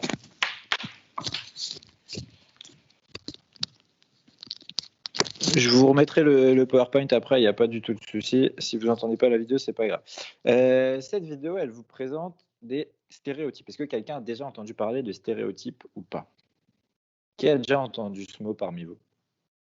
Réactivez peut-être votre micro. Ouais, vous activez les micros. En plus, là, je vous vois. Donc, moi si vous voulez prendre. Ouais, bah vas-y, on t'écoute. Je sais pas, c'est Noan qui a dit ça? Si j'ai bien vu. Non, c'est moi. Bah, en fait, le stéréotype, c'est d'approprier des choses pour un sexe particulier, alors que Ouais. bah, dans le fond, ça peut être. C'est mixte. Enfin, tout est mixte. Ok. Alors, c'est intéressant ce que tu dis. C'est approprier un caractère à quelqu'un. Alors, toi, tu l'as rattaché à la question du genre, donc être une fille, être un garçon. Le stéréotype, ça va au-delà du genre. Le stéréotype, en fait, c'est associer une idée à un groupe de personnes sans forcément réfléchir à cette idée. Je vous donne un exemple. Un stéréotype, ça serait de dire que la danse, c'est fait uniquement pour les filles et que le football, c'est fait uniquement pour les garçons. Là, on est dans un stéréotype. Ce qui est intéressant avec les stéréotypes, c'est que, et c'est ce que la vidéo elle vous explique par la suite, en fait, notre cerveau, il fonctionne comme ça. On est obligé d'avoir des stéréotypes. Pourquoi? Parce que quand on rencontre quelqu'un, quand on voit quelqu'un, notre cerveau, si vous voulez, il a des cases et pour se faciliter la vie, pour pas que ce soit trop compliqué pour lui de gérer toutes les informations, il met les gens dans ces cases. Et donc, on fonctionne tous et toutes avec des stéréotypes. Du coup, si maintenant on a une petite idée de ce que c'est, est-ce que vous pourriez me proposer des stéréotypes liés au football que vous avez déjà vus, déjà entendus? Je suis sûr que vous en avez toutes et toutes déjà entendu dans vos clubs et ça concerne des sujets assez variés. Est-ce que quelqu'un a une petite idée? Oui. Ouais, alors je ne sais pas qui parle juste.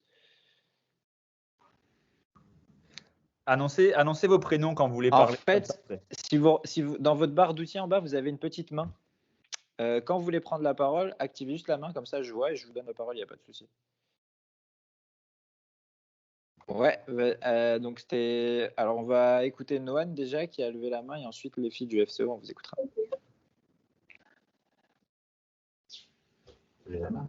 Du coup, ouais, Noan, on t'écoute. Tu avais levé la main.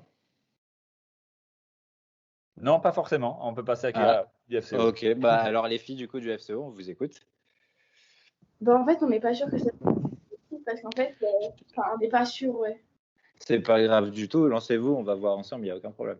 En fait, souvent, parce qu'en fait, des fois, avec Charlotte, on joue avec les garçons. Et souvent, on reçoit, ils nous disent des choses en mode ouais, mais non, vous pouvez pas jouer avec nous parce que vous n'avez pas le niveau. Enfin, vous êtes des filles, quoi, et les filles, elles peuvent pas jouer au foot. Ouais, donc sous-entendu, les filles, maintenant, elles peuvent jouer au foot, mais elles sont forcément moins fortes que les garçons. Oui, voilà. Donc là, effectivement, on est dans un stéréotype de genre. Les filles sont moins fortes au foot que les garçons. Et ça, c'est effectivement une idée reçue qu'il y a sur un groupe de personnes, à savoir les filles footballeuses. Et on ne va pas forcément au-delà de cette idée. On réfléchit comme ça parce qu'on estime que c'est comme ça. Un autre stéréotype, est-ce que quelqu'un d'autre, c'était pas une mauvaise réponse du tout, du coup les filles, c'est effectivement un stéréotype de genre. Est-ce que quelqu'un d'autre a une autre idée? Moi j'en ai plein qui me viennent si jamais. Ouais, vas-y Noan du coup.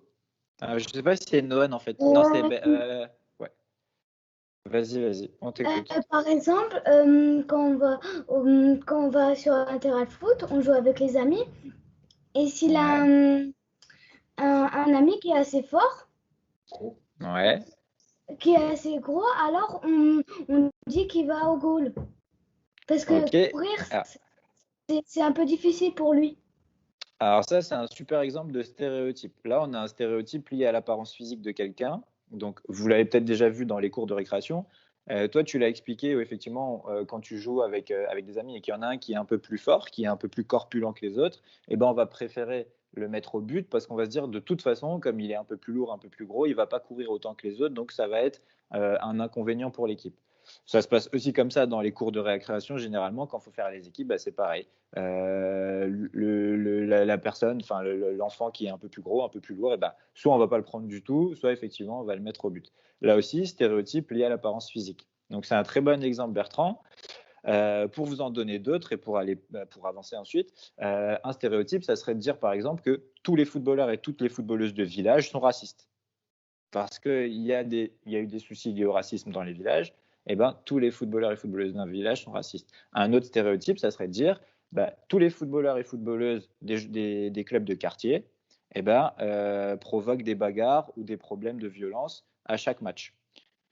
Vous voyez, donc là, ce sont là deux stéréotypes qui sont liés au lieu de vie des uns et des autres.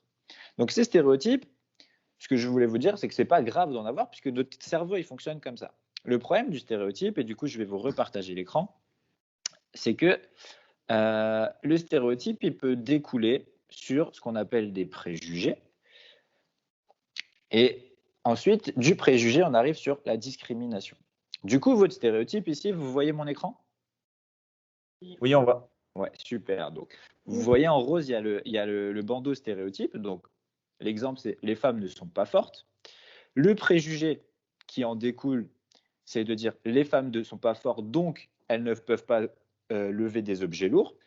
Donc, c'est associé cette idée à toutes les femmes, et donc elles ne peuvent pas soulever des objets lourds. Or, il y a des femmes qui sont tout à fait capables de porter des objets lourds. Il y a même des femmes qui font de l'haltérophilie et qui sont bien plus costauds que plein d'hommes.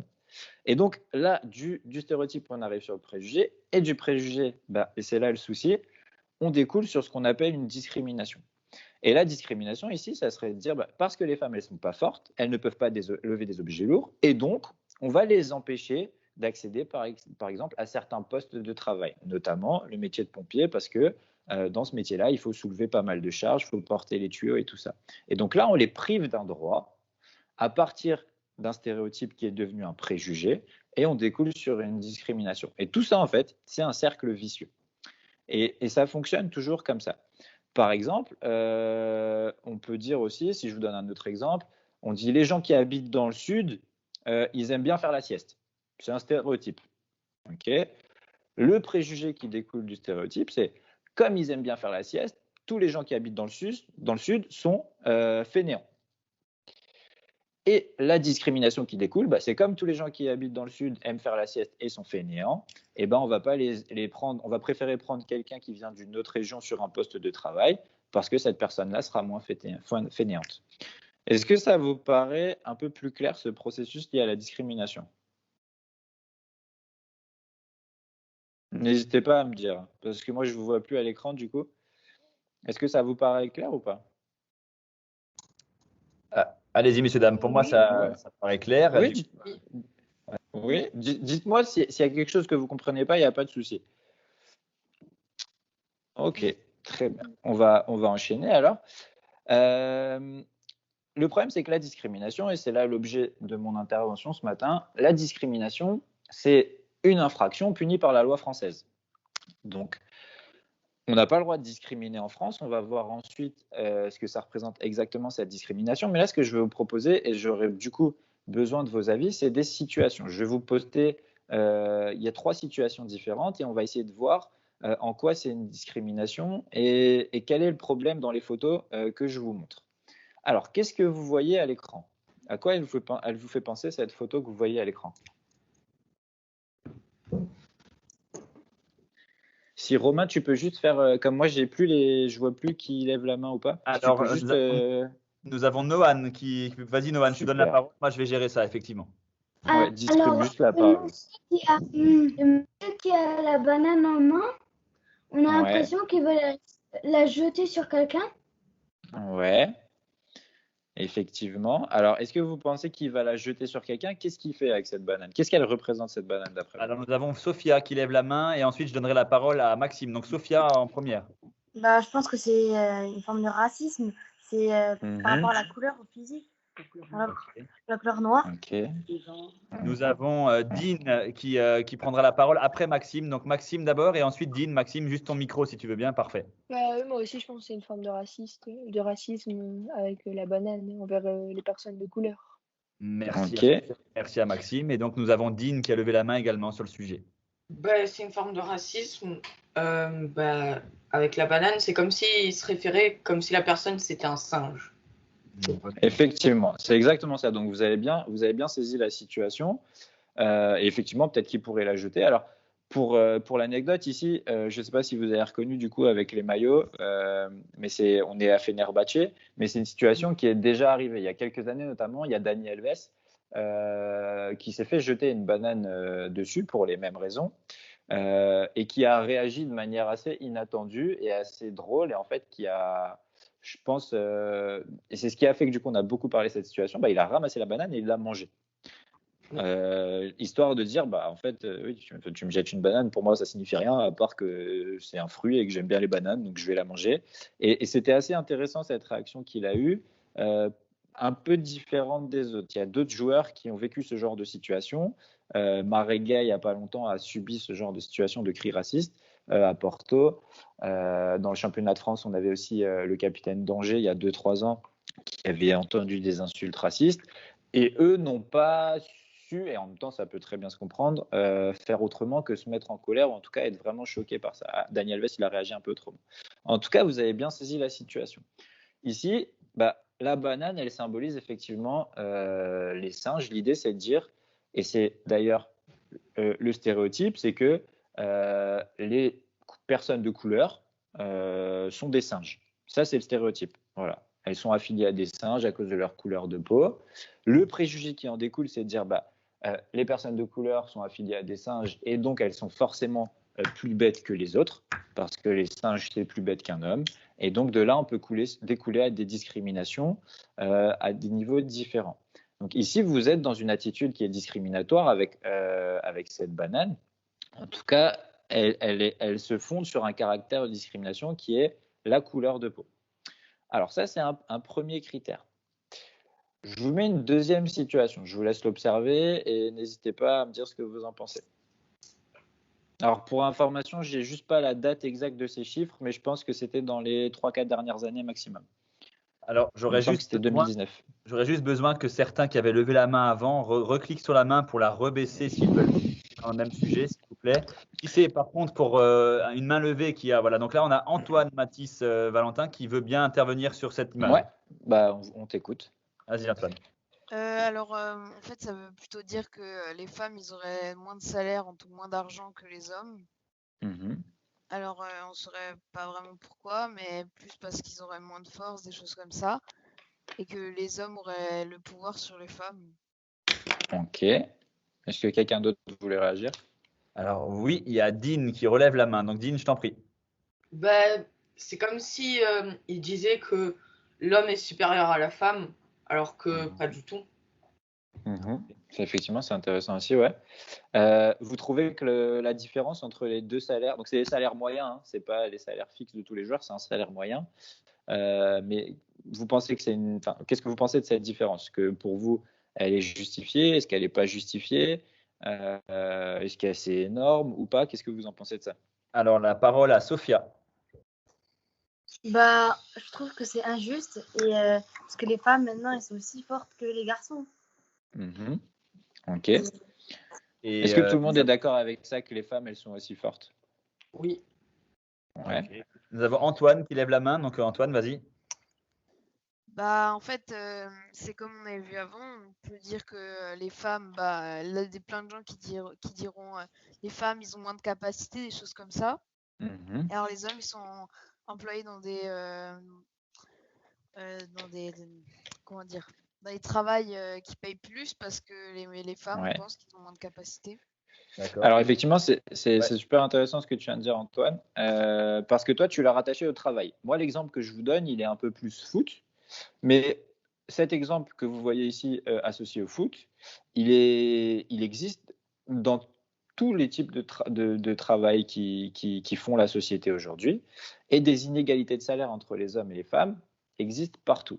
Alors dans le foot, c'est peut-être un exemple peut-être encore un peu différent parce que généralement, la première action, c'est de dire bah oui, mais le football masculin rapporte plus d'argent, notamment en droits télévisuels, etc. Donc c'est normal que les joueurs masculins gagnent plus d'argent. Les femmes aujourd'hui, c'est un peu moins médiatisé, il y a peut-être un peu moins d'argent, donc c'est normal. Ça pourrait être un argument. Mais ce que cette image, elle dit en réalité, et vous avez très bien compris, c'est que l'inégalité qui est énorme ici, parce que on passe quand même de 3 500 à 45 000 euros, je veux dire, c'est quand même un différentiel qui est énorme. Il est difficilement justifiable alors que les filles, elles ont les mêmes formations. Aujourd'hui, elles ont des contrats comme les hommes. Elles ont les mêmes semaines de travail, puisque je pense qu'en termes de charge d'entraînement, c'est exactement la même chose. Les mêmes rencontres, les mêmes compétitions, le même suivi médiatique malgré tout, parce qu'il y a des...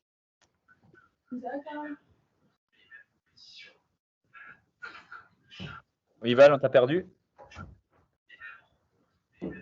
Alors, Valentin a peut-être subi un petit problème au niveau de son micro. Je reprends le relais. Donc, effectivement, il disait qu'elles avaient effectivement le même impact. Le meilleur arbitre de Ligue 1.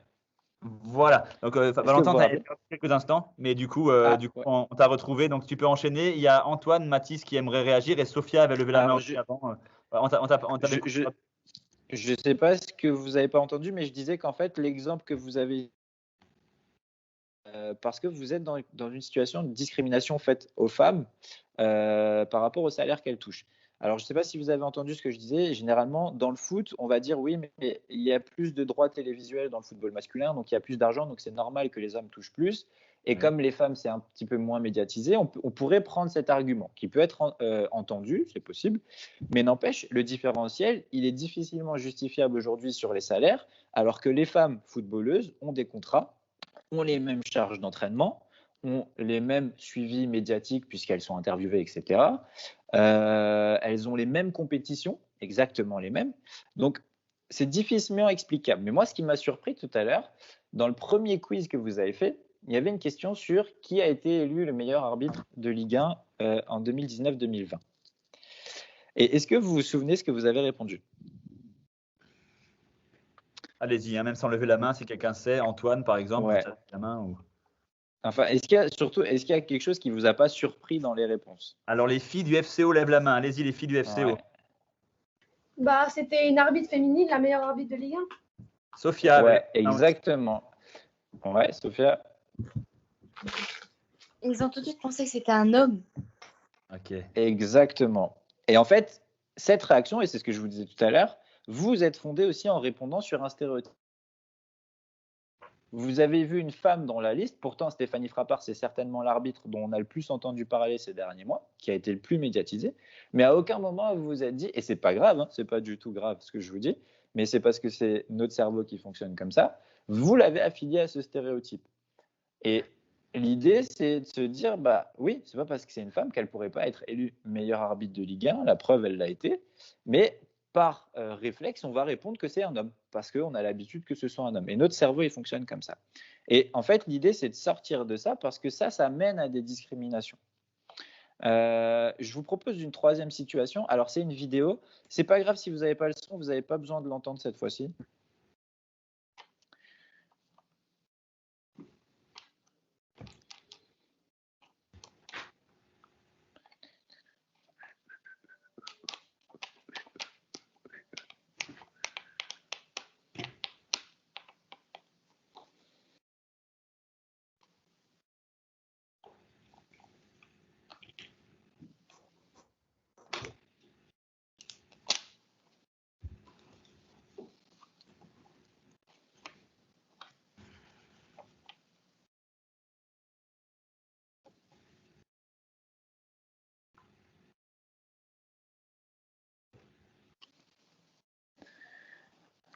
Alors, qu'est-ce que vous pensez de cette vidéo? Qu'est-ce qu'on y voit? Qu'est-ce qui se passe? Je vous écoute.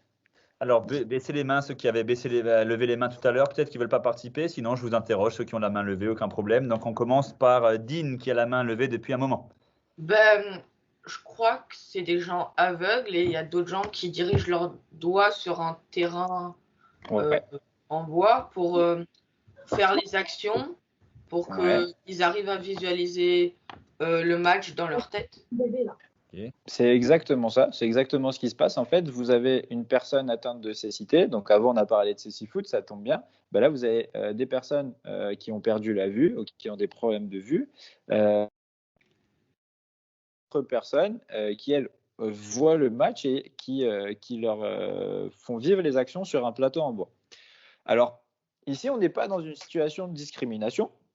Mais je l'ai trouvée super positive cette vidéo, donc je me suis dit pourquoi pas vous la montrer comme ça, pourquoi pas emmener la thématique autrement. On n'est pas dans une situation de discrimination, mais on est dans une situation de solidarité, clairement. Mais pourquoi je vous parle de ça? Parce que effectivement, aujourd'hui encore, il y a aussi beaucoup de personnes qui, parce qu'elles sont handicapées, sont victimes de discrimination. Alors c'est intéressant parce qu'au niveau du district d'Alsace de foot et de la Fédé de manière plus générale, je sais qu'il y a un vrai travail qui est fait sur l'accueil des différents publics. Vous avez le cécifoot, on vous a parlé aussi avant du foot en marchant, il y a le foot fauteuil aussi. Enfin voilà, on essaye d'accueillir au mieux les publics, mais malgré tout, le handicap, ça reste un lieu de discrimination super important en France. Et c'est une difficulté pour toutes les personnes qui en souffrent. Alors, je vous ai mis la définition de la discrimination. La discrimination, ça consiste à priver un individu de la pleine jouissance de ses droits et libertés politiques, civiques, économiques, sociales ou culturelles. Et la discrimination, elle va à l'encontre d'un principe fondamental des droits de l'homme, c'est que tous les individus sont égaux en dignité et peuvent prétendre aux mêmes droits fondamentaux. Alors, vous allez me dire, c'est un peu peut-être compliqué comme définition, mais en gros, la discrimination, qui découle encore une fois des stéréotypes et des préjugés, cette discrimination, c'est le fait de ne pas permettre à des personnes, sous prétexte parce qu'elles seraient différentes, d'avoir accès aux mêmes droits que les autres. Dans tous les exemples que je vous ai donnés, là par exemple, sur la situation 2 avec les salaires différents, ça serait dire les femmes, parce qu'elles sont des femmes, sont moins fortes, parce qu'elles sont moins fortes, c'est moins intéressant, donc parce que c'est moins intéressant, on va les payer moins. Et ça, c'est une discrimination parce qu'elles n'ont pas accès aux mêmes droits que les hommes pour le même travail et la même activité. Donc là, vous êtes dans une situation de discrimination. Il faut forcément qu'il y ait une privation d'un droit pour que la discrimination, d'un point de vue de la loi, elle soit caractérisée. Par contre, ça, c'est super important. Dans un autre exemple, ça serait de priver une personne de couleur d'accéder à un logement parce qu'elle est de couleur, justement. Alors, Là, maintenant, je vais vous mettre un petit peu à contribution et ça sera plus ou moins à la fin de mon intervention, mais on va essayer d'être costaud, de la jouer en équipe. La loi, elle reconnaît un certain nombre de critères de discrimination. Les critères de discrimination, c'est les raisons pour lesquelles on peut être victime de discrimination. Là, on en a vu 3 tout à l'heure dans les situations. Il y en avait 3 différentes et je vais vous montrer les pictogrammes. En tout, il y en a 25. Alors, est-ce que vous seriez capable de m'en trouver tous ensemble au moins 12 des critères de discrimination en vous aidant des pictogrammes qui sont apparus à l'écran? Alors, je gère les interventions. Nous avons, Ouais. alors, dans l'ordre, nous allons faire comme ceci. Comme ça, Valentin, tu sais combien de gens veulent parler. On a 4 Ouais. mains qui sont levées. On en a 5 maintenant. Donc, je vais faire dans l'ordre des mains levées. Donc, les 2 filles du FCO avaient la main levée. Si c'est pour intervenir là-dessus, vous pouvez activer le micro. Si ce n'est pas le cas, rebaissez juste simplement la main, que j'y vois un peu plus clair. Nous avons donc du coup Sophia Boscari qui peut intervenir. Vas-y Sophia, je t'en prie. Ouais, vas-y Sophia. Donc, je vois le sexe, la religion. Alors là, il y a eu beaucoup de bruit. C'était ton micro. C'est pas grave. Alors, t'as dit. Il y a quelqu'un. Rien. Tu peux recouper le micro, Sophia? Recoupe juste le micro. Je redis ce que tu as dit, Valentin. Sophia a dit que c'est la religion. J'ai entendu. Alors, effectivement, là, tu as proposé 2 propositions. Le sexe et la religion. Donc, par sexe, on va entendre le genre. Alors, Sophia, si tu peux juste enlever le micro parce que j'ai l'impression que c'est peut-être pas Sophia. Non, c'est pas tout. C'est pas moi. Ok. Je sais pas, mais. Ah. C'est mieux. Ouais. C'est mieux. On disait le sexe, la religion, je vois aussi la grossesse. Alors, donc là, tu en as donné 3. Alors, le sexe, effectivement, le genre, c'est ce qu'on disait tout à l'heure. Est-ce que je suis un garçon, est-ce que je suis une fille? Ça, c'est un critère de discrimination. Vous avez les 2 symboles. C'est le deuxième pictogramme en partant de la gauche sur la 2e ligne. Ça, effectivement. Non, c'est le premier d'ailleurs. Je dis une bêtise. Premier pictogramme de la 2e ligne. Tu as parlé de la grossesse, effectivement. Donc, ce symbole-là, il est dans la 3e ligne, au milieu. Effectivement, on peut être victime de discrimination parce qu'on est enceinte. Exemple, on refuse de donner un poste de travail à une femme, soit parce qu'elle est enceinte et donc elle risque d'être absente pour congé maternité, soit parce qu'elle risque de l'être. Donc, on préfère prendre un homme à sa place. Ça, c'est un critère.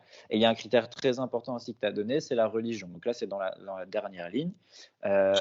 Tout le monde est libre en France de pratiquer ou non la religion qu'il souhaite et on n'a pas le droit d'être discriminé pour ces raisons-là. Donc effectivement, Sophia, tu en as ciblé 3, c'est déjà pas mal. Les autres, on vous écoute. Est-ce que vous en voyez d'autres?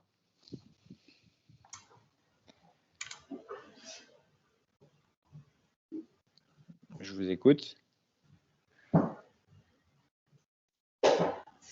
Moi, j'en vois d'autres. Ouais. Le premier, tout en haut à gauche. Ouais. On voit une petite personne et une grande. Et alors, ouais. On pourrait dire que les petites, ils arrivent à moins bien faire les choses, des choses comme ça. Alors, cette grande personne et cette petite personne, ça vous fait penser à quoi? À une grande et un nain. Ouais, donc c'est des personnes qui sont différentes comment? De taille. Ok, donc ça se voit ou ça se voit pas? Ça se voit. Ok, donc comment on appelle ça? Ce qu'on voit chez les gens, c'est leur apparence. Ah oui, leur apparence. Leur apparence, donc effectivement, ça c'est un critère de l'apparence physique. Alors là, il est représenté avec un grand et un petit personnage, mais l'apparence physique, ça englobe tout ce qui rentre dans l'apparence physique. Si j'ai les cheveux longs, les cheveux courts, si je suis un peu plus gros, si je suis maigre, si j'ai des taches de rousseur, si je porte des lunettes, etc. Tout ça, c'est le même critère. Et effectivement, l'apparence physique, c'est juste en un. Est-ce qu'il y en a d'autres? Oui, moi j'en ai trouvé un autre. C'était le 4e de la première ligne. Ouais. Et si je me trompe pas, c'est une personne noire et une personne de peau blanche. Effectivement. Ouais. Donc ça reprend l'exemple qu'on disait tout à l'heure. Donc on peut être victime de discrimination à cause de la couleur de peau. Tout à fait. Ouais. Est-ce qu'il y en a d'autres qui vous parlent? Et moi, la dernière. Oui. Alors, attends, on va juste attendre Noan. On va laisser la dernière, vas-y, tu disais, et après Noan, on t'écoutera. La dernière, tout en bas à gauche. Ouais. Des personnes handicapées. Alors, la dernière tout en bas à gauche, c'est pas celui-là. Vieille dame. Ouais.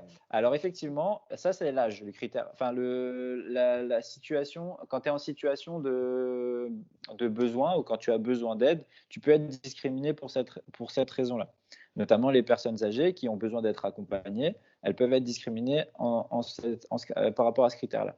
Et il y a aussi le critère de l'âge, et donc ça c'est le deuxième pictogramme de la première ligne avec le gâteau d'anniversaire, où là effectivement on peut être discriminé. Vous pourriez être discriminé parce que vous êtes jeune, par exemple. Vas-y Noël, du coup, on t'écoute. Je crois que c'était Noël qui voulait prendre. Le premier pictogramme de la troisième ligne, Ouais. on peut être discriminé parce qu'on est handicapé. Tout à fait. Ça, c'est le critère du handicap. Alors, vous avez été plutôt bon. On va pas tous les faire. Je vais vous les afficher comme ça. À midi, on termine. Je m'étais engagé. J'ai déjà un peu dépassé. Je suis désolé. En tout cas, voilà. Il y a les critères. Je vous les mets maintenant. Vous avez l'apparence physique, l'âge et l'état de santé. Ça, c'est très important aussi. L'appartenance ou non à une prétendue race, l'appartenance ou non à une nation, le sexe, l'identité de genre. L'identité de genre, c'est parce qu'il y a parfois des personnes qui sont de sexe masculin, de sexe féminin, ou des personnes transgenres. Voilà, aujourd'hui, il y a des personnes qui ne se reconnaissent pas forcément dans le sexe masculin ou féminin, donc ça rentre là-dedans. Les caractéristiques génétiques, l'orientation sexuelle, donc là, ça touche notamment à l'homosexualité. Ça, malheureusement, c'est un critère dont sont victimes beaucoup de personnes. Le patronyme, ça veut simplement dire le nom de famille. Je peux être discriminé parce que j'ai un nom de famille différent, étranger. Le handicap, les mœurs, pour vous donner un exemple, les mœurs, c'est tout ce qui est tatouage, le fait de fumer, tout ça. Les piercings, à l'époque, c'était très mal vu, par exemple, d'être tatoué. Aujourd'hui, vous voyez, tous les footballeurs, footballeuses sont tatoués. C'est rentré dans les habitudes de la société. C'est ça, les mœurs, en fait, c'est les habitudes d'une société. La grossesse, on l'a dit, les opinions politiques, la situation de famille. Je peux être discriminé parce que j'ai plusieurs enfants ou parce que j'en ai pas. Les origines, le lieu de résidence, l'appartenance ou non à une ethnie, les activités syndicales, la domiciliation bancaire, celui-là, je ne vais pas vous l'expliquer parce qu'il est assez compliqué. La perte d'autonomie, donc c'est ce qu'on disait tout à l'heure, le fait de s'exprimer dans une langue étrangère, la religion, la situation économique et les opinions philosophiques. Alors, il y a une dernière vidéo, mais normalement, il y a les sous-titres et elle est super intéressante. Et après, je vous laisserai, mais moi, je l'aime beaucoup cette vidéo.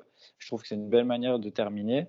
Je vous remercie déjà d'avoir écouté, d'avoir pris le temps. 2 heures en plus, c'est long en visio, donc vous avez été super attentifs, participatifs et tout, donc c'est vraiment cool. On aurait préféré faire ça en présentiel, mais malheureusement, avec le Covid, c'est un petit peu compliqué. Mais voilà, moi, je tenais vraiment à vous remercier, à vous féliciter d'avoir joué le jeu, d'avoir tenu jusqu'au bout. Et puis, cette petite vidéo, elle va vous montrer que la discrimination, c'est le fait de faire des différences entre des personnes et des groupes de personnes et retirer certains droits à certains groupes pour des différences supposées, alors qu'en réalité, on n'est peut-être pas si différents tous les uns des autres.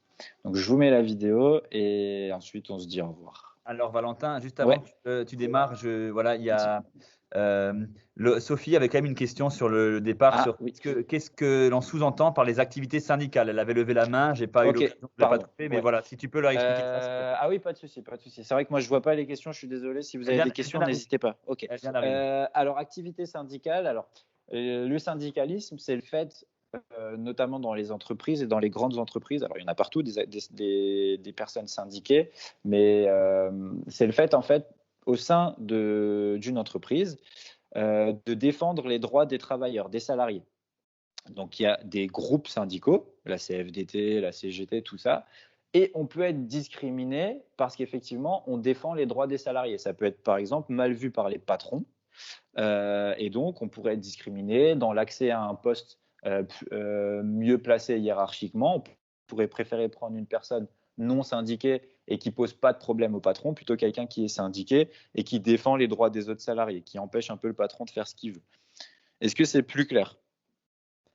Alors, si tu veux activer ton micro, Sophie. Elle dit « Ah d'accord, merci » à l'écrit, donc ça apparaît plus clair. C'est bon, Valentin, on peut partir sur la dernière vidéo. Je vous mets la vidéo et puis je reviens à l'écran et puis on se dit au revoir.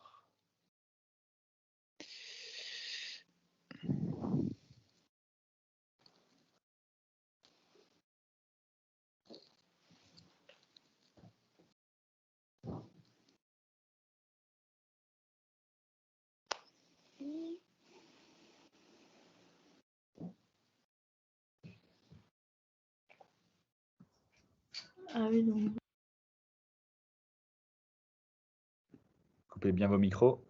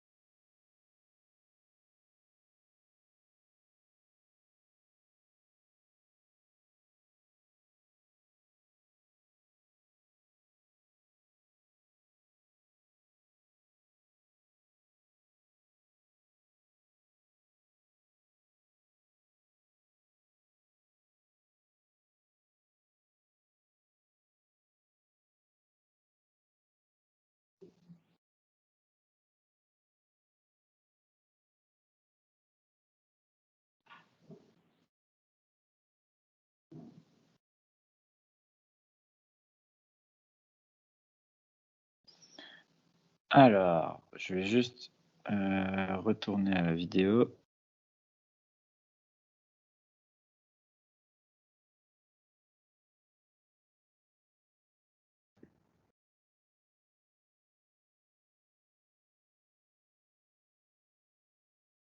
Bien, Val, est-ce que tu es encore là?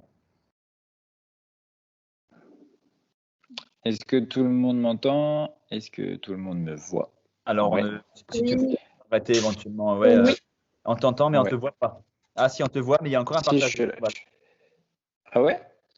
Ouais. Je l'ai enlevé normalement. Moi, j'ai encore, je ne sais pas si c'est le cas pour tous, mais j'ai encore effectivement ta tablette. Ok. En tout cas, moi, je tenais à terminer avec cette vidéo parce qu'elle est positive. Vous avez vu, au début, j'étais placé par stéréotype, justement. Chaque groupe avec les sportifs, les personnes qui supportent un club, les croyants, etc. Et au final, quand on pose des questions et qu'on va un peu plus dans l'intimité des gens, on se rend compte qu'on n'est pas si différents les uns des autres. Et voilà, moi, je tenais à finir avec ça. Je vous remercie une fois encore. Je vous parle juste de l'association parce que c'est vrai que je ne l'ai pas dit au début. Moi, je travaille dans une association qui s'appelle Thémis où on accueille des enfants, des jeunes jusqu'à 18 ans, 21 ans même, pour les renseigner sur leurs droits et pour toutes les personnes qui ont des questions. Vos parents se séparent et vous voulez savoir si vous pouvez plutôt rester chez papa ou chez maman. Vous avez des difficultés de harcèlement ou de discrimination à l'école. Vous êtes victime de violence ou vous avez n'importe quelle question sur votre quotidien, on est là pour vous accompagner et pour y répondre. Et voilà, moi je tenais à vous en parler aussi. N'hésitez pas, on est sur les réseaux sociaux, THEMIS. Je vois que Antoine a levé la main. Si tu veux prendre la parole, je t'écoute. C'est juste pour savoir, est-ce que c'est gratuit pour entrer dans la sauce? Alors oui, en fait, c'est tout à fait gratuit. Nous, on accueille tous les jeunes. On est un service gratuit, ça veut dire vous pouvez nous appeler, vous pouvez nous contacter. On est vous pouvez retrouver le site internet, il y a tous les contacts. Sur Instagram aussi, ce sera peut-être plus facile pour vous. Et vous pouvez nous appeler, c'est totalement gratuit, vous n'avez rien à payer. C'est vraiment de l'accès au droit. On est là pour vous renseigner et pour que vous ressortiez de l'association un peu plus serein et avec les réponses que vous cherchiez. Voilà. Donc, merci de m'avoir écouté sur les discriminations. Malheureusement, c'est un sujet qui touche aussi le football. C'est pour ça qu'on vous en parle. Vous avez vu, il y a des exemples dont je vous ai parlé qui étaient liés au football. Mais je trouve ça, je vous le redis, parce que pour moi, c'est important. Nous, on fait des réunions en visio au travail. Je sais que c'est long, je sais que c'est dur, je sais que ça peut être chiant. Je vous le dis en toute honnêteté.